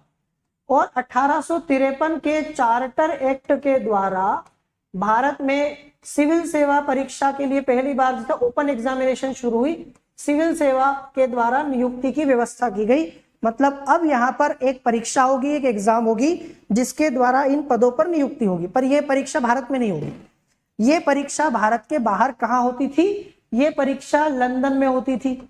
अब चूंकि भारत में परीक्षा ही नहीं होती थी तो हमें कभी जरूरत ही नहीं पड़ी कोई आयोग की जो कि भर्ती करवाए, ऐसी कोई एजेंसी की जरूरत थी ही नहीं। समझ रहे हैं? जरूरत ही नहीं है तो क्या करेंगे इसका, बताओ। फिर हमने क्या किया, एक एक्ट पास किया 1919 का। इस एक्ट को मॉन्टेग्यू चेम्सफोर्ड सुधार अधिनियम के नाम से भी जानते हैं। और मॉन्टेग्यू चेम्सफोर्ड सुधार अधिनियम के द्वारा भारत में, भारत शासन अधिनियम 1919 भी इसको कहते हैं, पहली बार 1926 में एक लोक सेवा आयोग की स्थापना हुई। इस 1919 के एक्ट में यह प्रावधान था कि भारत में एक लोक सेवा आयोग बनेगा जो भारत में भी परीक्षाएं आयोजित करवाएगा, भर्ती करवाएगा। क्योंकि भारत में भी 1921-22 के आसपास फिर जो है परीक्षाएं आयोजित होने लगी थी लंदन के साथ साथ। फिर 1935 के उपबंध के अधीन फेडरल लोक सेवा आयोग बना दिया, फेडरल पब्लिक सर्विस कमीशन बना दिया गया। इसी को जो 1926 में स्थापित हुआ था, इसी को आगे जो है फेडरल पब्लिक सर्विस कमीशन बना दिया गया। इसी को क्या बना दिया गया? इसी को एफपीएससी बना दिया। और आगे जाके जब भारत का संविधान लागू हुआ तो इसी को हमने जो है यूपीएससी बना दिया, फेडरल की जगह यूनियन आ गया। मतलब यूपीएससी जो आप देख रहे हो ना भारत में संस्था है, यूपीएससी 1926 में ही बन गया था। 1926 से होते हुए 1947 और उसके बाद 1950 के बाद यूपीएससी के नाम से ये जाना जाने लगा है। मतलब ये संस्था अंग्रेजों के काल में ही स्थापित हो गई थी, पर इसका नाम जो है पहले फेडरल पब्लिक सर्विस कमीशन था और बाद में यूनियन पब्लिक सर्विस कमीशन हमने इसको कर दिया। अनुच्छेद 315 के तहत संघ के लिए एक संघ लोक सेवा आयोग और हर राज्य के लिए एक राज्य लोक सेवा आयोग का प्रावधान है। हालांकि आपको पता है 2 या 2 से ज्यादा राज्य के लिए संयुक्त राज्य लोक सेवा आयोग भी हो सकता है, जिसको बोलते हैं joint state public service commission, JSPSC, है ना। तो ये कहां है? ये संविधान के भाग 14 में है। और भाग 14 में अनुच्छेद 315 ये कहता है कि संघ के लिए एक संघ लोक सेवा आयोग जो केंद्र सरकार के लिए भर्ती करेगा और राज्य के लिए एक राज्य लोक सेवा आयोग होगा। साथ ही अखिल भारतीय सेवाओं के लिए संघ लोक सेवा आयोग के साथ साथ, ठीक है, संघ के साथ साथ यूपीएससी काम करेगा। एक बार मैं आपको संवैधानिक प्रावधान बता देता हूं। संवैधानिक प्रावधान क्या है? देखो, संवैधानिक प्रावधान अनुच्छेद 315 से शुरू होते हैं। पहला, संघ और भारत के राज्यों के लिए लोक सेवा आयोग, इसी से भारत में यूपीएससी भी एक संवैधानिक संस्था बन जाता है। स्टेट पब्लिक सर्विस कमीशन, राज्य लोक सेवा आयोग, ये भी संवैधानिक बन जाता है अनुच्छेद 315 की वजह से। फिर 316, यूपीएससी के साथ साथ स्टेट पीएससी के सदस्यों की नियुक्ति और कार्यकाल कौन नियुक्त करेगा? संघ लोक सेवा आयोग के अध्यक्ष सदस्यों को राष्ट्रपति नियुक्त करेगा, राज्य लोक सेवा आयोग के अध्यक्ष सदस्यों की नियुक्ति राज्यपाल करेगा। संघ लोक सेवा आयोग के अध्यक्ष सदस्यों का कार्यकाल 65 वर्ष की आयु तक और राज्य लोक सेवा आयोग के सदस्यों और अध्यक्ष की आयु 62 वर्ष की आयु तक पद धारण करेगा। फिर संघ लोक सेवा आयोग या राज्य लोक सेवा आयोग दोनों के सदस्यों को हटाना और निलंबित करने से संबंधित प्रावधान अनुच्छेद 317 में है। अभी जो मैं आपको आगे बताऊंगा कि यूपीएससी या स्टेट पीएससी के अध्यक्ष और सदस्यों को पद से कैसे हटाया जा सकता है, वो आपको मिलेगा अनुच्छेद 317 में। फिर 318, आयोग के सदस्यों और कर्मचारियों की सेवा की शर्त और उनसे नियम बनाने की शक्ति 318 में मिल जाएगी आपको, ठीक है। 319, आयोग के सदस्यों द्वारा सदस्य न रहने पर पद धारण करने का प्रतिषेध, कि अगर ये एक बार आयोग के जो है सदस्यता से जाएंगे तो फिर वो पद धारण नहीं कर सकते आगे। अनुच्छेद 320 लोक सेवा आयोग के कार्यों का वर्णन, ये करेंगे क्या, लोक सेवा आयोग के खर्चे अनुच्छेद 322 और अनुच्छेद 323 लोक सेवा आयोग की रिपोर्ट। इसके बाद निर्वाचन वाला अनुच्छेद 324 आ जाता है, ठीक है। तो 323 तक आपको ये मिल जाएगा। अब हम बात करते हैं यूपीएससी की, ठीक है। यूपीएससी में कौन कौन होता है, तो यूपीएससी में मैं आपको बता दूं, एक अध्यक्ष होता है और कुछ अन्य सदस्य, ठीक है। एक, इसको करेक्ट कर ले, एक सदस्य नहीं, एक अध्यक्ष, एक चेयरमैन होता है और कुछ अन्य सदस्य। दरअसल भारत के संविधान में ऐसा कोई फिक्स नहीं किया है कि कितने होंगे, है ना। भारत के संविधान में लिखा है एक अध्यक्ष होंगे और इतने सदस्य होंगे जो राष्ट्रपति समय समय पर तय करे। मतलब सदस्यों की संख्या कम ज्यादा हो सकती है। आमतौर पर अध्यक्ष को मिला के 9 से 11 तक सदस्य होते हैं। मतलब एक अध्यक्ष और अधिकतम 10 सदस्य तक आप रख लो तो 11 हो जाएंगे, टोटल मिला के इतने होते हैं। योग्यता का भी कोई उल्लेख नहीं है, कौन व्यक्ति यूपीएससी का अध्यक्ष या सदस्य बन सकता है, इसकी कोई योग्यता नहीं है। मतलब आमतौर पर ऐसा व्यक्ति जिसने सार्वजनिक जीवन में बड़ा काम किया हो, इसी को सरकार बनाती है। साधारणतया एक अध्यक्ष और 9 से 11 तक सदस्य होते हैं। जो मैंने आपसे कहा कि अध्यक्ष को मिला के 11 सदस्य होते हैं आमतौर पर, और कार्यकाल होता है 6 वर्ष या 65 वर्ष, जो पहले हो जाए। सीएजी की तरह 6 साल या 65 साल जो पहले हो जाए तब तक ये पद को धारण करते हैं। हटाने का मामला कैसे हटाया जा सकता है, देखो यूपीएससी के अध्यक्ष और सदस्यों को पद से हटाना हो तो कदाचार के कारण हटा सकते हैं। 2 आधार होते हैं, एक तो कदाचार, है ना। कदाचार मतलब वही कि अगर आपने कोई ऐसा काम किया हो जो कि गलत माना जाता हो, मिसबिहेव में आता हो, प्रूव्ड मिसबिहेवियर, है ना। तो एक तो कदाचार के कारण हटा सकते, और हटाने के लिए क्या चाहिए, एक असमर्थता के आधार पर भी हटा सकते। भारत के सुप्रीम कोर्ट की रिपोर्ट चाहिए। मतलब अगर मान लो यूपीएससी के किसी अध्यक्ष या सदस्य के खिलाफ कोई मामला है, उनको पद से हटाना हो तो ये मामला जाता है सुप्रीम कोर्ट के पास, ठीक है। राष्ट्रपति उसको सुप्रीम कोर्ट के पास भेजेंगे और सुप्रीम कोर्ट जांच करेगा। सुप्रीम कोर्ट उसके बाद उस मामले पर जांच करेगा और जांच के बाद वो अपनी रिपोर्ट, अपना प्रतिवेदन राष्ट्रपति को सौंपेगा और इस रिपोर्ट के आधार पर राष्ट्रपति इनको पद से हटा सकते हैं। एक्चुअली ये भी एक प्रकार से निष्पक्षता का ही मामला है कि सरकार से डरने की जरूरत नहीं। अगर आपने सरकार के खिलाफ भी काम किया तो सरकार आपको हटा नहीं सकती, क्योंकि ये मामला सुप्रीम कोर्ट के हाथ में है। सुप्रीम कोर्ट की जांच के आधार पर ही मामला होगा। अगर सुप्रीम कोर्ट कहे राष्ट्रपति को कि हटा दो तो हटाना पड़ेगा, नहीं हटाना है तो नहीं हटाना है। इस मामले में सुप्रीम कोर्ट का जो भी मामला है, यह सलाह है, राष्ट्रपति को माननी पड़ती है, बाध्यकारी है। तो इस तरीके से निष्कासन आपको मैंने बता दिया, सुप्रीम कोर्ट के प्रतिवेदन पर राष्ट्रपति इनको हटा सकते हैं। हम बात कर रहे थे इनकी स्वतंत्रता की, कैसे इनको स्वतंत्रता सुनिश्चित की है ना। देखो भारत में यूपीएससी के अध्यक्ष और सदस्य भी स्वतंत्रता के साथ काम करते, निष्पक्षता के साथ काम करते। ऐसा इसलिए क्योंकि सुप्रीम कोर्ट के जज की तरह, सीएजी की तरह इनका काम भी बड़ा महत्वपूर्ण है। ये सरकार के दबाव से मुक्त होकर काम करें, ऐसा जरूरी है। ये मेरिट सिस्टम के तहत काम करें, यह भी जरूरी है। और सर्वोत्तम और योग्य प्रत्याशियों का चयन करें बिना किसी भेदभाव के। पर ये ऐसा कब कर पाएंगे, किसी मिनिस्टर के बेटे को आईएएस नहीं बनाया तो उसको बुरा लग जाएगा, किसी जज के बेटे को आईपीएस नहीं बनाया वो बुरा मान जाएगा। समझ रहे हो मेरी बात।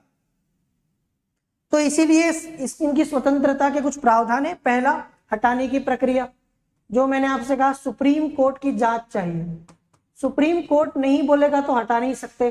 तो पहली बात तो इनको हटा ही नहीं सकते आप, जब तक कि उन्होंने कोई गलत काम नहीं किया है उन्हें पद से हटाना ही, समझ में आपको, नहीं सकते आप। सेवा शर्तें, किसी भी तरीके का अलाभकारी परिवर्तन इनकी नियुक्ति के बाद इनकी सेवा शर्तों में नहीं किया जा सकता, ये भी ध्यान रखना है। इनके वेतन भत्ते भारत की संचित निधि पर भारित होते हैं। मतलब सरकार इन पर मतदान नहीं कर सकते संसद में, सरकार इनका पैसा भी नहीं रोक सकती, वो पैसा भी इनको मिलना ही मिलना है। सेवानिवृत्ति के बाद इनका नियोजन नहीं हो सकता, इनको कहीं पर नियुक्त नहीं कर सकते, ये भी आपको ध्यान रखना है। अब हम बात करेंगे कार्य, मोटे मोटे तौर पर यूपीएससी के काम क्या है। तो यह अनुच्छेद 320 के अनुसार भारत में संघ सेवाओं के लिए, नियुक्तियों के लिए और अखिल भारतीय सेवाओं के लिए, है ना, अखिल भारतीय सेवाएं, जैसे आपको पता है आईएएस, आईपीएस, आईएफएस, इनके लिए परीक्षाओं का आयोजन करता है। दरअसल इसका मेन काम ही यही है, सरकार को जबरदस्त टैलेंट ला के देना, ऐसे लोग जो प्रशासन को भली भांति चला सके। कमजोर दिल वाले, ठीक है, आलसी मक्कार लोगों के लिए ये जॉब नहीं है। मैं सही कह रहा हूं आपसे।